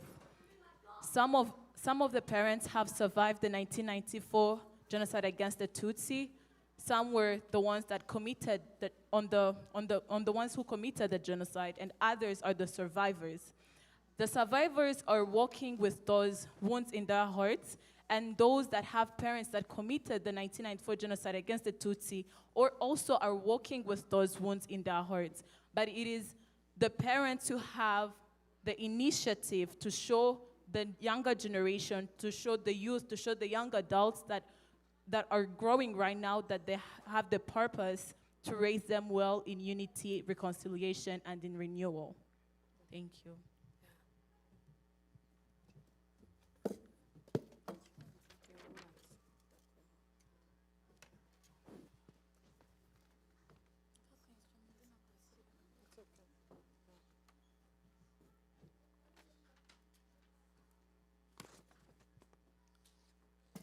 Twibuke jenoside yakorewe abatutsi muri 1994.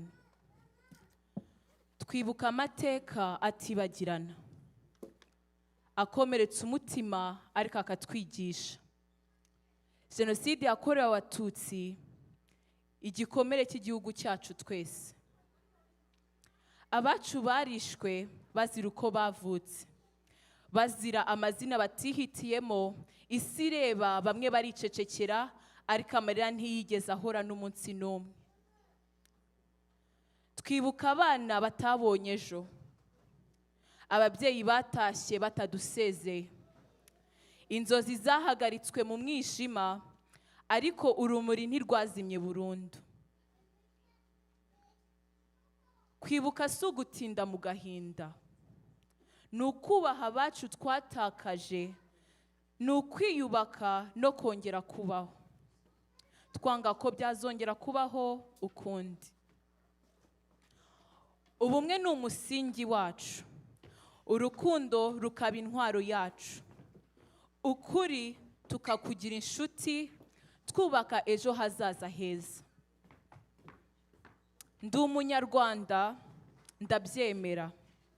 Nta moko atandukanye aba mu mutima wanjye. Twese turi umwe, turi abavandimwe. U Rwanda rw'ejo ni urwacu twese.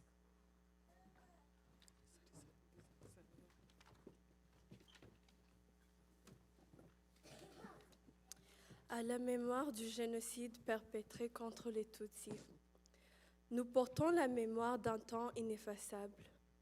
Blessures vives au cœur, mais sémences de vérité. Le génocide perpétré contre les Tutsis demeure, cicatrices profondes gravées dans l'âme d'un peuple. Ils sont tombés pour l'être qu'ils incarnaient, pour des noms que le destin leur avait donnés. Et tandis que le monde détournait parfois le regard, les larmes, elles, ont poursuivi leur veille silencieuse. Nous évoquons les enfants privés d'aurore, les parents partis sans un dernier mot, les rêves suspendus dans la nuit la plus sombre. Et pourtant, la lumière n'a jamais cédé tout son espace. Ce souvenir n'est pas s'enchaîner à la douleur. C'est offrir aux disparus l'honneur de vivre en nous. C'est renaître des cendres, relever l'horizon et jurer que l'ombre ne régnera plus ainsi.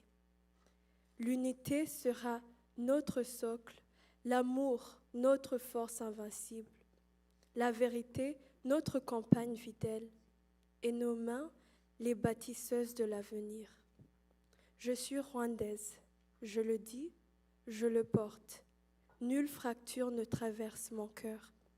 Nous ne formons qu'un seul et même souffle. Et le Rwanda de demain s'écrit par nous tous.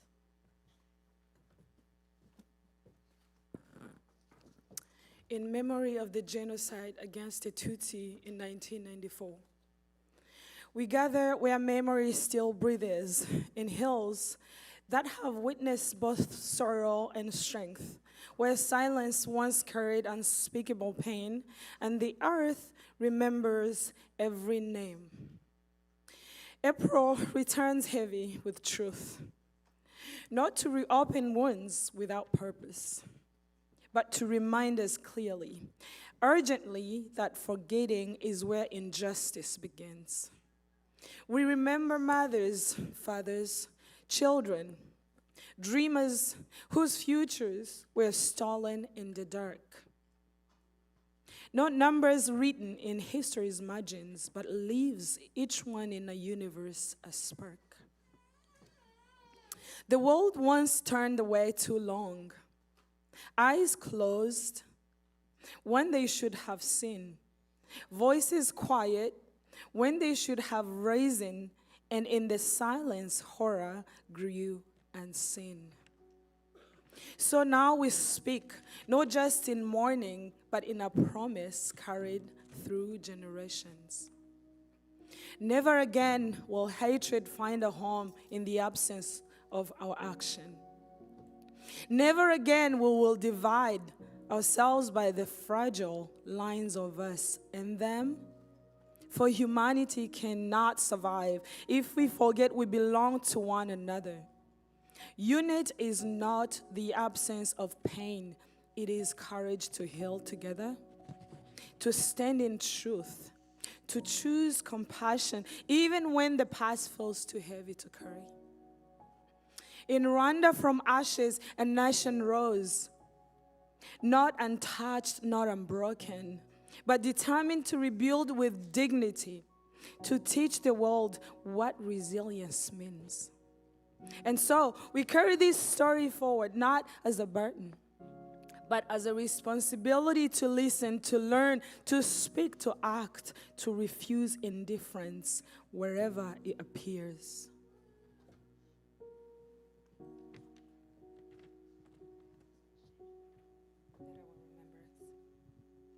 Let our remembrance be louder than hate. Let our unity be stronger than division. Let our humanity be deeper than fear. For those who were lost, we remember. For those who survived, we honor. For those who came after us, we vow. We will not be silent. We will not look away. We will not forget. We stand together. Across nations, across generations, holding one truth, one promise, one unshakable call. Never again. Can we all say together, never again genocide against the Tutsi? Never again genocide against the Tutsi. Hora hori horere, hora Rwanda. Let's sing it together. Hora hori horere, hora Rwanda. One more time. Hora hori horere, hora Rwanda. Murakoze cyane.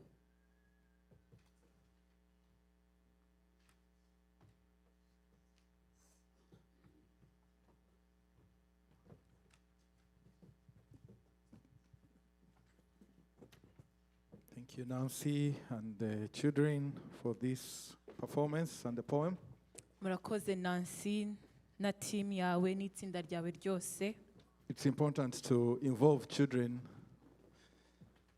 at this stage and in commemoration events. Ni iby'agaciro kenshi kugira ngo tubashe gushishikariza abana kuza nabo mu kwibuka. Because it preserves historical memory, it prevents hatred and violence, it builds empathy and compassion. Kuko bifasha gusigasira amateka kandi bikanabigisha ubumwe n'ubwiyunge. And mostly it strengthens identity and family connection. Kandi bikaba byabafasha kumenya abo baribo. They need to know their grandparents, the families that were there before. Bakeneye kumenya ababyeyi babo, abababanjije n'abari bariho icyo gihe. As we go towards the end of our event today, we're going to listen to a couple of speeches. ubwo tugana ku musozo bw'igikorwa cyacu uyu munsi tugiye Including kumva our guest speaker, tugiye kumva amwe mu bagiye kutugezaho ubutumwa harimo n'umushyitsi wacu w'imena uyu munsi. but before that, allow me to invite our president of the Kwibuka. Kwibuka is an umbrella organization that represents survivors of the 1994 genocide against the Tutsi in Rwanda. Ariko reka twakire perezida wa Kwibuka. Kwibuka ni branche iri ishyigikira kandi igafata mu mugongo abazize jenoside yakorewe abatutsi mu 1994. So it is in Rwanda, the headquarters, but all over the world, everywhere in each country, we have an Kwibuka chapter. And Aloisi heads the Kwibuka Washington chapter of the survivors of the genocide. Kwibuka is a Rwandan word that means to remember.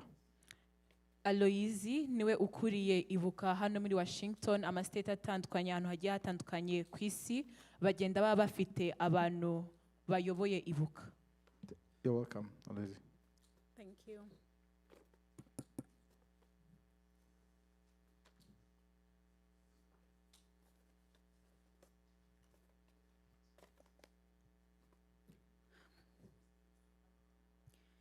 Dear survivors of 1994 genocide against the Tutsi in Rwanda, dear Rwandan community in Seattle, dear friends, allies, and honored guests.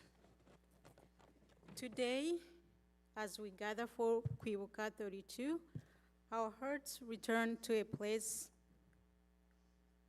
we never chose, but can never leave. The place where memory and pain live side by side.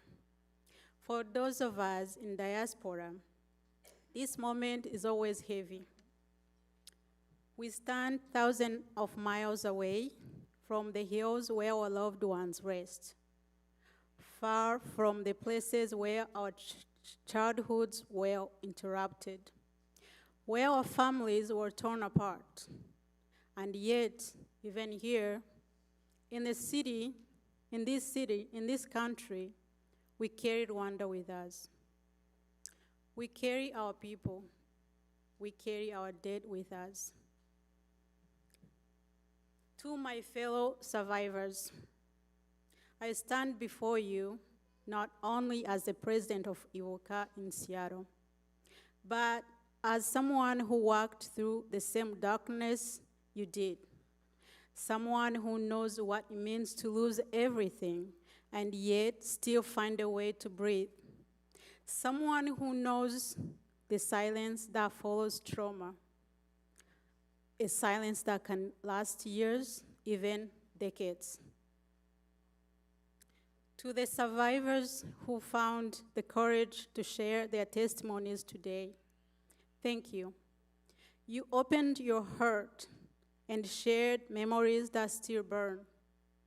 You reminded the world that behind every number is a name, a face, a story.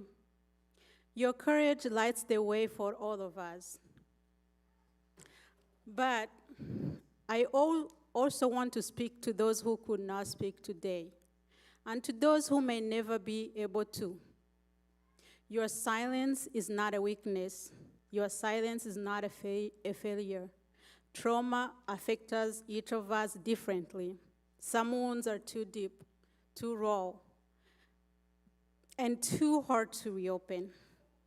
Your resilience is not measured by your story today, but the life you continue to live. To our friends, allies, and honored guests, thank you for choosing to be here. Thank you for choosing to remember with us, and thank you for choosing to stand beside us. Even when the stories are heavy, even when the pain is uncomfortable, even when the truth is difficult. Your presence tells survivors you're not alone. Your presence tells the world truth matters. Your presence tells history will not look away. Today, we also extend a heartfelt appreciation to King County for their historic proclamation recognizing April 7, 2026 as the International Day of Reflection on the 1994 genocide against the Tutsi in Rwanda. This proclamation is more than a gesture. It is a commitment to the truth. It is a stand against genocide ideology. It is a message to the world that remembrance matters, not only for Rwandans, but for all humanity. By choosing to honor this day, King County has joined the global community that refuses to allow denial, revisionism, or hatred to find space in our societies. For that, we express our deepest gratitude.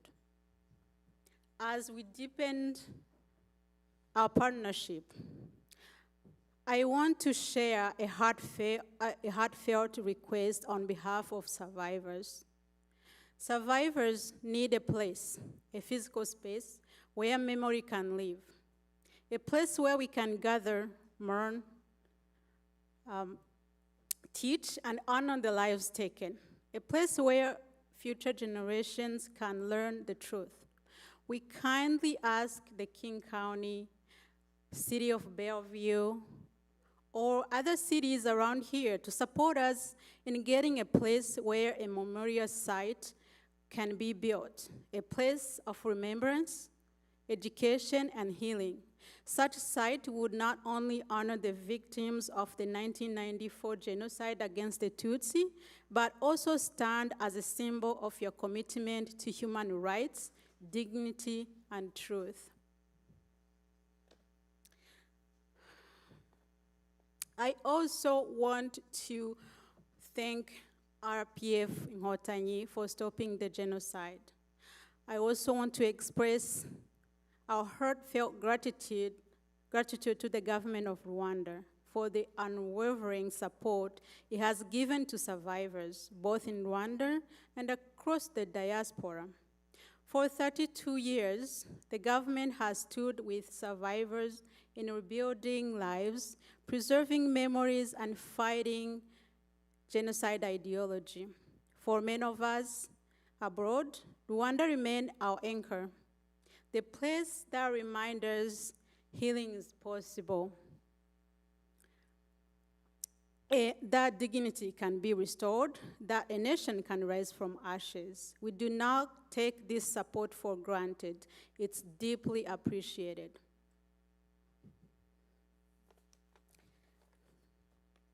As we honor the past, we must also care for the living. Many survivors still carry wounds that are still invisible but heavy, trauma that follows them into their sleep, into their relationships, into their daily lives. Some are still fighting nightmares. Some are still fighting loneliness. Some are still fighting memories that refuse to fade. To our allies, our friends, our partners, we ask for your help in ensuring survivors have access to counseling services, trauma-informed care, and mental health support that understands the depth of what they lived through. As we remember today, we must also rise. We must stand firm against genocide ideology and denial, forces that seek to distort history and dishonor our loved one. Denial is not ignorance, it is a violence, and we must confront it with truth, with dignity, and with unwavering determination. Beyond resistance, we must also build bridges, build understanding, build a world where our children inherit peace, not trauma, dignity, not fear, hope, not hatred. The journey of a survivor is long and often lonely, but look around you. This community, this family, is proof that healing is possible. We carry each other. We lift each other. We refuse to let darkness define us. So today, I want to say thank you to all of you. Thank you for honoring the memories of those we lost. Thank you for standing with survivors. Thank you for choosing compassion in words that still struggles with it. And thank you for helping ensure that never again is not just a phrase, but a commitment we renew every single year. Murakoze. Kwibuke twiyubaka.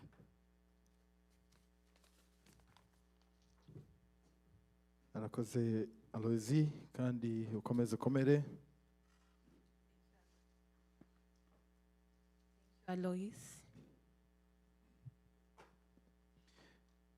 Mu magambo ahinnye yashimye ko inshuti n'abavandimwe mwateraniye hano kuri uyu munsi wo kwibuka ku nshuro ya 32. Yashimye ko dukomeje gukomera. Yavuze ko twebwe nk'ababa bari kure yo mu rugo, kure y'u Rwanda, biba bitugoye cyane kuba turi kure y'inshuti zacu n'abo dukunda, aho mu bwana buto bwacu bwajemo kidobya.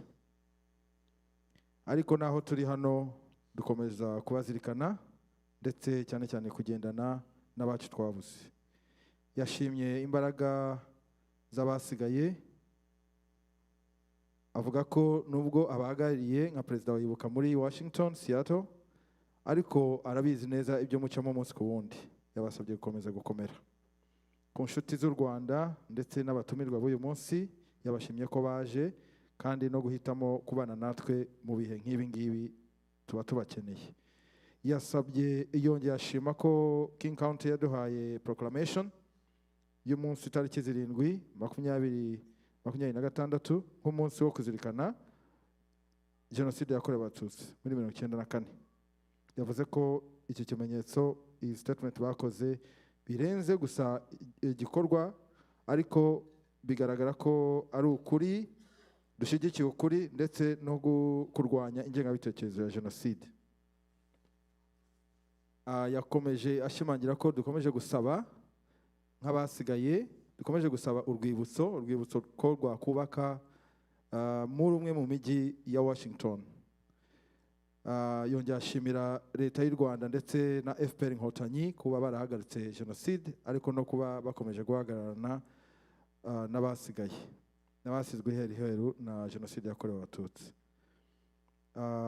Ndetse asoza avuga ko dukomeza kurwanya ingengabitekerezo, cyane ko hari abagambiriye gukomeza bangiza amateka, bavuga ibitari byo.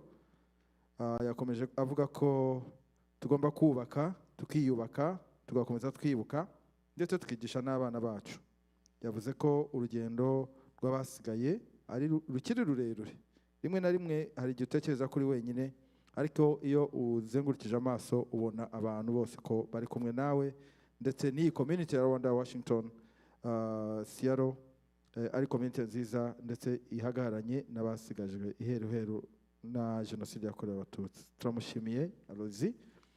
Thank you, Alois. He was summarizing Alois's speech in a few words.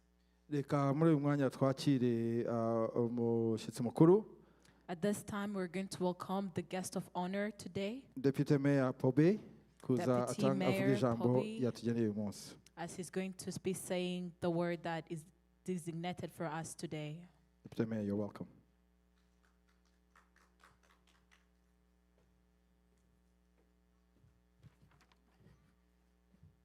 All right. Usually, I don't write speeches. I look at the event and naturally start speaking. This evening, I had to put some words together. I want to just break all protocols by just saying, all dignitaries and distinguished ladies and gentlemen, those that are local and from other states, you are very welcome. I want to give a quick shout out to the executives of the Rwandan Association here in Washington, and of course to the president-elect. Thanks for having me here. I want to thank everybody for being here. It's a difficult moment. I'm not sure where you were in 1994, but as we have gathered together this evening to reflect and to think about those that survived, I can't but to promote unity. The words that I actually put together have been said by many of the young ladies that came up here to speak. There is importance in remembrance. It's not because we are bored, but at least to remember human dignity. We are honoring the lives that were lost in the Rwandan genocide against the Tutsi, of course, but we are also affirming that every human life has equal value. Remembrance is not only about mourning the dead, but also about defending the dignity of the living. There is danger in division, and that is I would say, the most powerful tool that is used. And then comes hatred, and then comes the dehumanizing language that is promoted. Through that, ordinary people are influenced by three things: by fear, by propaganda, and the last is, I don't care. We fail to see everybody as human beings. One thing is for certain, we all have responsibilities, you and I, today. And as the survivors were sharing their stories, I began to reflect on how traumatized, how challenging it would have been, or it was, the psychological damage. I was so proud to still see the courage in these wonderful individuals. Nobody should promote violence, and nobody should be encouraged to promote violence. I personally really appreciate the resilience and the rebuilding altitude of survivors in communities, talking about those in the diaspora and the rest of the families that are back home. I acknowledge the extraordinary courage of the survivors, the families, the communities, the institutions, and the hope that has been made available for each and everyone after this immense tragedy. I want to say that your resilience offers lessons in healing, in reconciliation, and perseverance.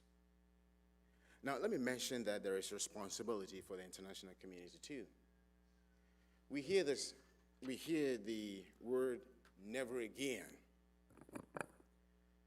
Never again should just not be a slogan. I believe that it should be a lived commitment. My father used to say that the dream is free, but the hustle is sold separately. We have an objective, and the objective is to make sure it never happens again. And that depends on you and depends on me. We can just say the words, but that will get us nowhere. Now, let me mention that there is an additional task for you and I to focus on, to point courage to the young ones. I was moved when they all came up here, having that understanding that it is a collaborative effort, not just an individual effort. The next generation need to learn history, how it all happened, and prevent it. We all need to speak against injustice. We need to protect the vulnerable communities wherever they are, which means there's a call to unity for you and I. There's a call to highlight compassion, empathy. Remembrance should inspire, as we all have gathered here this evening. Let us build stronger communities through empathy, through dialogue, through service, and standing together across differences so that never again becomes a lived community and not just a slogan. I'll leave you with one more quote. Everybody here cares right now. That's why we are here. Our hearts are filled. We are thinking. We are remembering. But guess what? People don't care how much you know. People want to know how much you care. Have a good evening. Thank you, Deputy Mayor, for your words of wisdom. Mu magambo ahinnye yavuze ko mu busanzwe atajya yandika disikuru, ariko uyu munsi yahisemo kuwuha agaciro gakwiye, yandika ubutumwa bwe. Yashimiye mwese twese kuba twitabiriye ubutumire ku munsi nk'uyu, kwifatanya n'Abanyarwanda, yaba baturutse hafi, yaba baturutse kure. Yakomeje avuga ko atazi aho buri umwe yari ari muri 1994, ariko bigaragarira buri wese ko byari ibihe by'indengakamere. Ariko yakomejwe no kubona gukomera kw'abacitse ku icumu rya Jenoside yakorewe Abatutsi, ndetse tukaba turimo no kubyigisha abana. Arakomera. Yashimangiye ko Never Again itaba indirimbo cyangwa imvugo isanzwe, ariko ko hagomba kuba uruhare rwa buri umwe, buri wese ku giti cye, ndetse na za leta n'ubuyobozi bikabidufashamo ko bitazongera kuba ukundi. Ashoje ashimangira kwimakaza ubumwe n'urukundo hagati yacu. Harakoze guest speaker wacu, Deputy Mayor Pobe. Thank you, Deputy Mayor Pobe. He was summarizing his speech in a few words. Muri uyu mwanya reka twumve ijambo kuri video niba ku buhanga bw'ibyuma biteguye. At this time, we're going to listen to a video message. Nyakubahwa ambasaderi wacu w'u Rwanda muri Amerika, wicara muri Washington DC, Ambassador Mukantabana, yatwohereje ubutumwa bwo kwifatanya natwe. And this message is from Honorable Ambassador Mukantabana, our Rwandan ambassador to US. She sent us a solidarity message. Can we please have it displayed on video? Lights.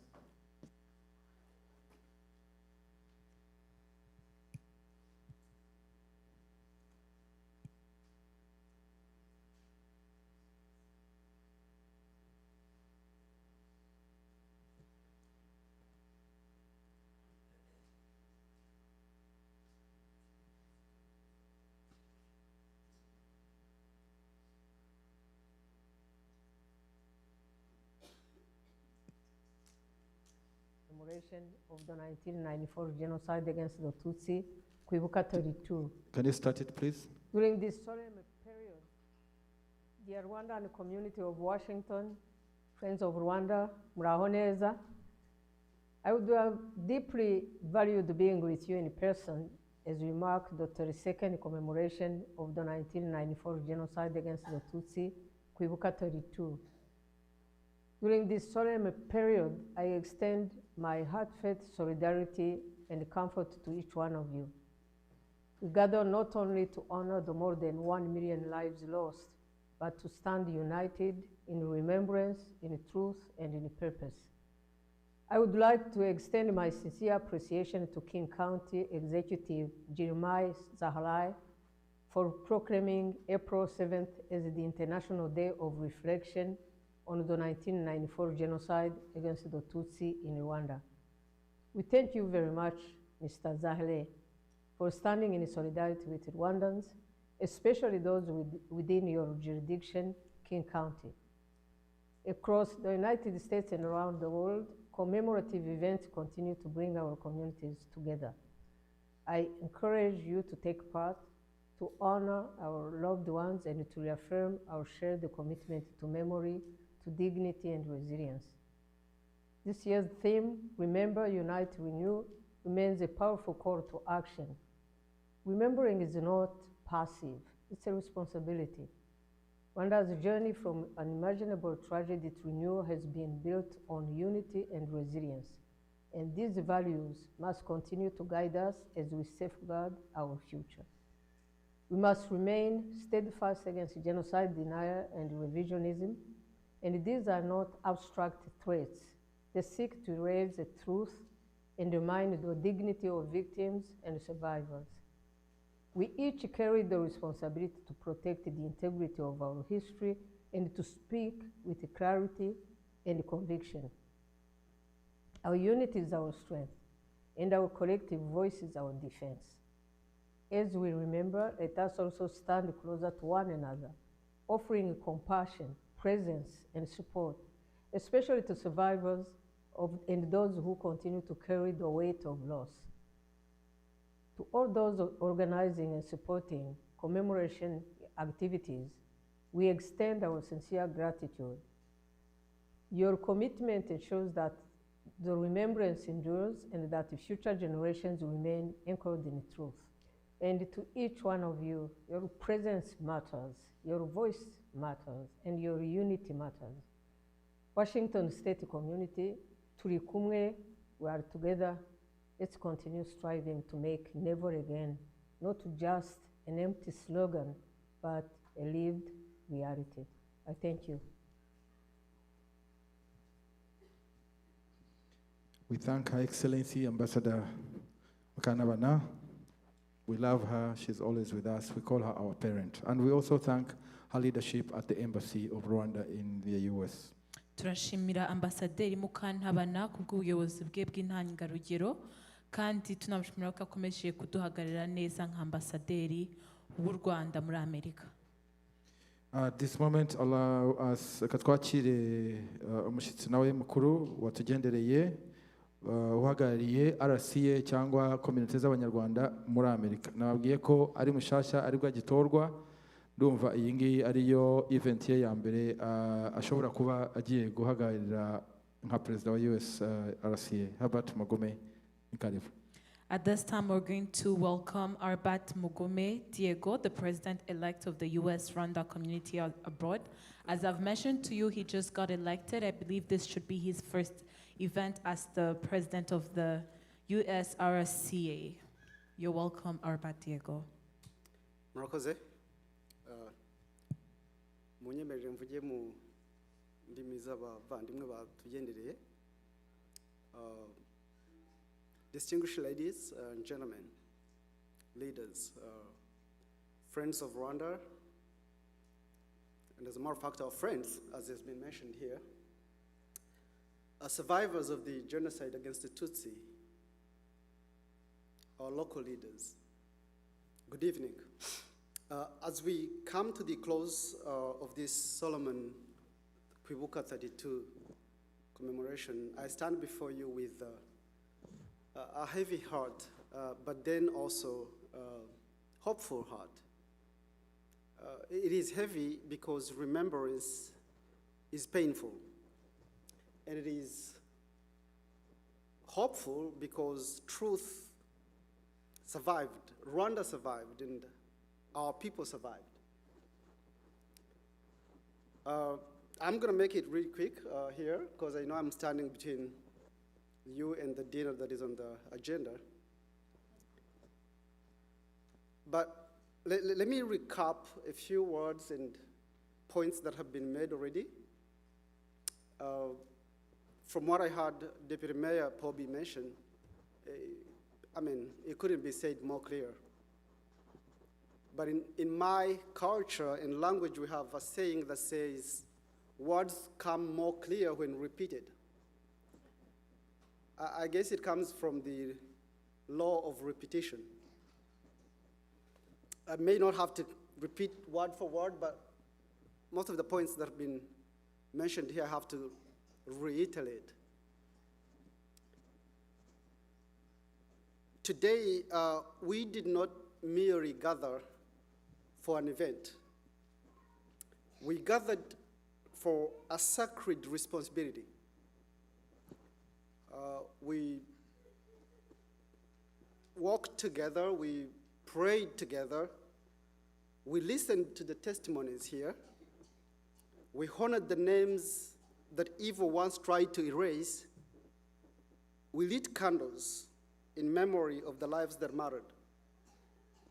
And in so doing, we declared several powerful facts. The fact that the truth of the 1994 genocide against Tutsi will never die.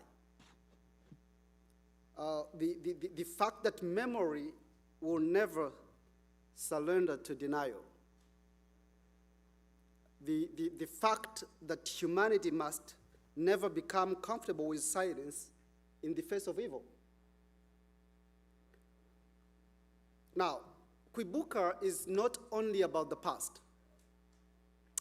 It is both a warning and a testimony to the world. It is a warning about what happens when hatred is normalized. It is a warning about what happens when propaganda becomes politics. It is a warning about what happens when human beings stop seeing humanity in one another.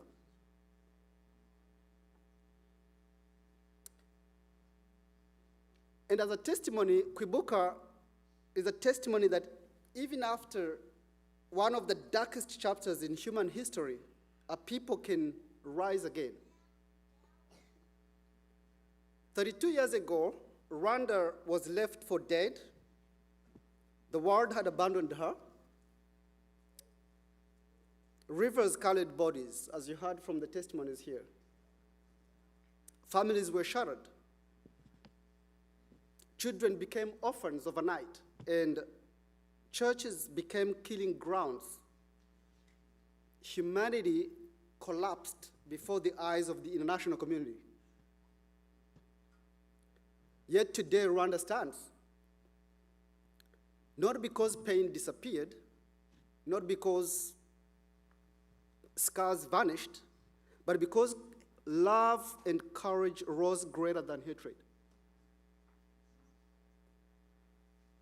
President Kagame of Rwanda last year, on the 31st Kwibuka event in Kigali, reminded us that Rwanda chose not to be crushed between the dark past and the cruel present, but instead chose to stand and fight for dignity, truth, and existence. And I believe that message is not for Rwanda alone. It is for Africa, it is for immigrants, it is for every community that is fighting to preserve dignity, to preserve identity, to preserve humanity in a complicated world. And indeed, we're in a very complicated world, as you can tell.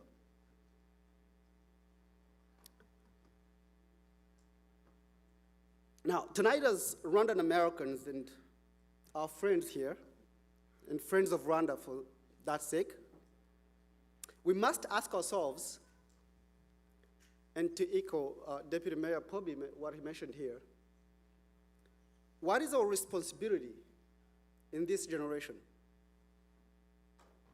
And quite honestly, I ask this question in a sense that remembrance without responsibility becomes a mere ceremony, right?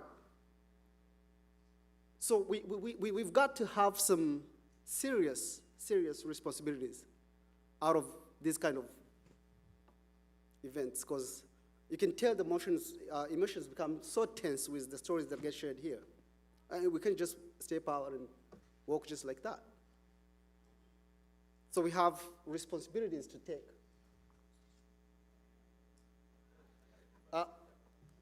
One of the responsibilities we have to have is to protect the truth. Our responsibility is to fight genocide ideology wherever it appears, in any shape or form. And indeed, as you can tell, we have, most of you have heard of this, we have a lot of genocide deniers. These crazy stories we just heard here, as serious as they are,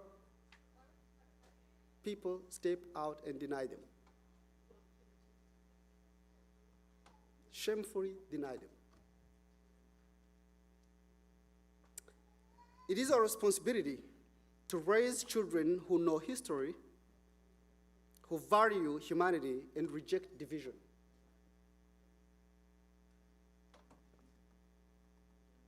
It is our responsibility to build bridges instead of walls. It is our responsibility to represent Rwanda with wisdom, excellency, integrity, and unity everywhere we go, especially so here in the diaspora. My fellow Rwandans, distance must never disconnect us from our values. Yes, we live in Bellevue, in Washington, in the United States, in diaspora elsewhere. But Rwanda must live and still lives indeed inside us, in our languages, in our discipline, in our resilience, in our dreams, and in our responsibility for future generations. Let me say this clear. The greatest honor that we can give to the victims we heard here is not about just tears. Yes, tears are emotional and they gotta come out for sure. But the greatest honor that we can give is the kind of lives we choose to build afterwards. The lives of purpose, lives of unity, lives that respect and respect one another, reject tribalism and hatred and division. Lives that prove that evil did not win.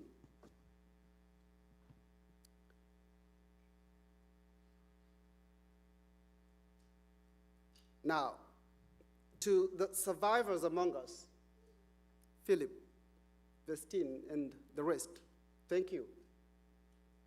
We honor your courage, and indeed, as Ms. MacLeod said, some of you carry memories too painful for words. Some lost entire families. Some still fight silent battles deep down inside every day.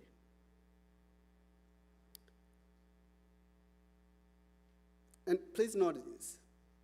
Your resilience has become part of Rwanda's foundation, and your survival became the seed of our national rebirth. And to our friends here, friends of Rwanda, here with us tonight, thank you. Thank you for walking with us, for remembering with us, for refusing indifference. Because here's the thing, genocide succeeds not only through the actions of killers, but also through the silence of bystanders.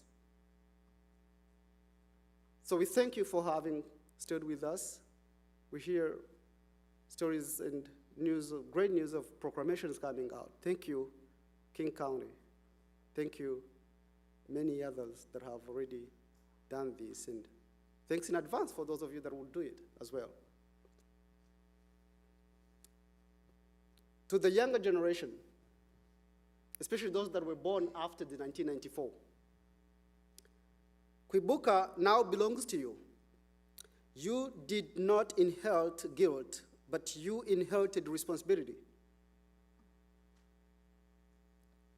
You must become guardians of truth, guardians of unity, guardians of humanity. So it's been said, learn history.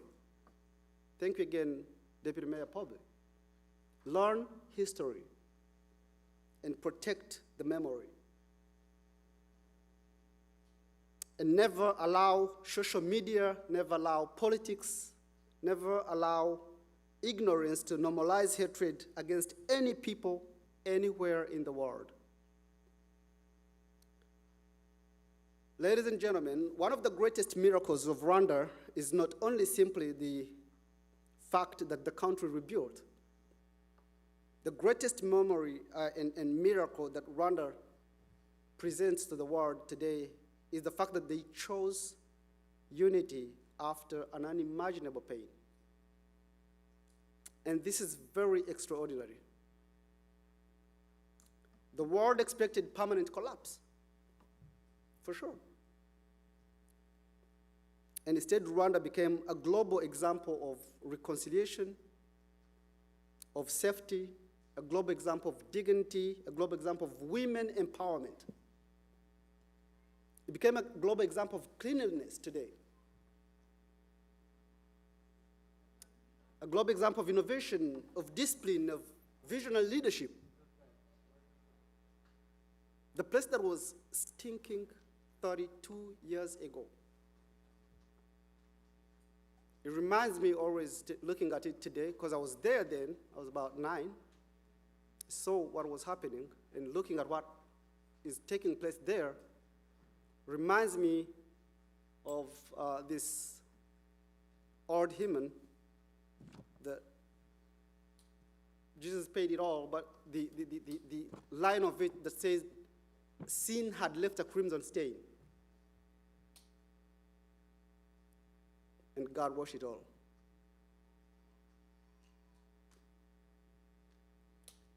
So the transformation that Rwanda has undergone through today teaches us that it teaches us something very profound. A nation can rise again when its people choose purpose over revenge.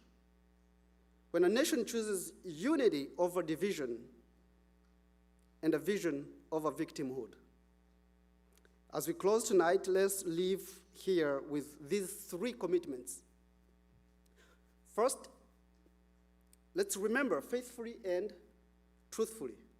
2, let's remain united as a people, both in Rwanda and across the diaspora, just like we are here today. And thirdly, let's determine to build a future worthy of those we lost. A future where our children walk in dignity, a future where Africa rises in strength and wisdom, a future where never again is not a slogan, to the echo of Ambassador Matilda here, but a lived commitment. So tonight the candles may go out, the chairs may empty, we'll certainly go empty tonight, we'll all go and return home, but may the spirit of Kwibuka never leave us. May remembrance shape our character, may truth shape our leadership, and may unity shape our future. To the victims of the genocide against Tutsi, much as you're gone, but we know you're here. To Kwibuka, we remember you and we honor you, and we will carry your memory forward with dignity. May God bless the survivors, may God bless Rwanda, may God bless this nation, and may God bless those who stand for truth, humanity, and peace. Murakoze, thank you very much.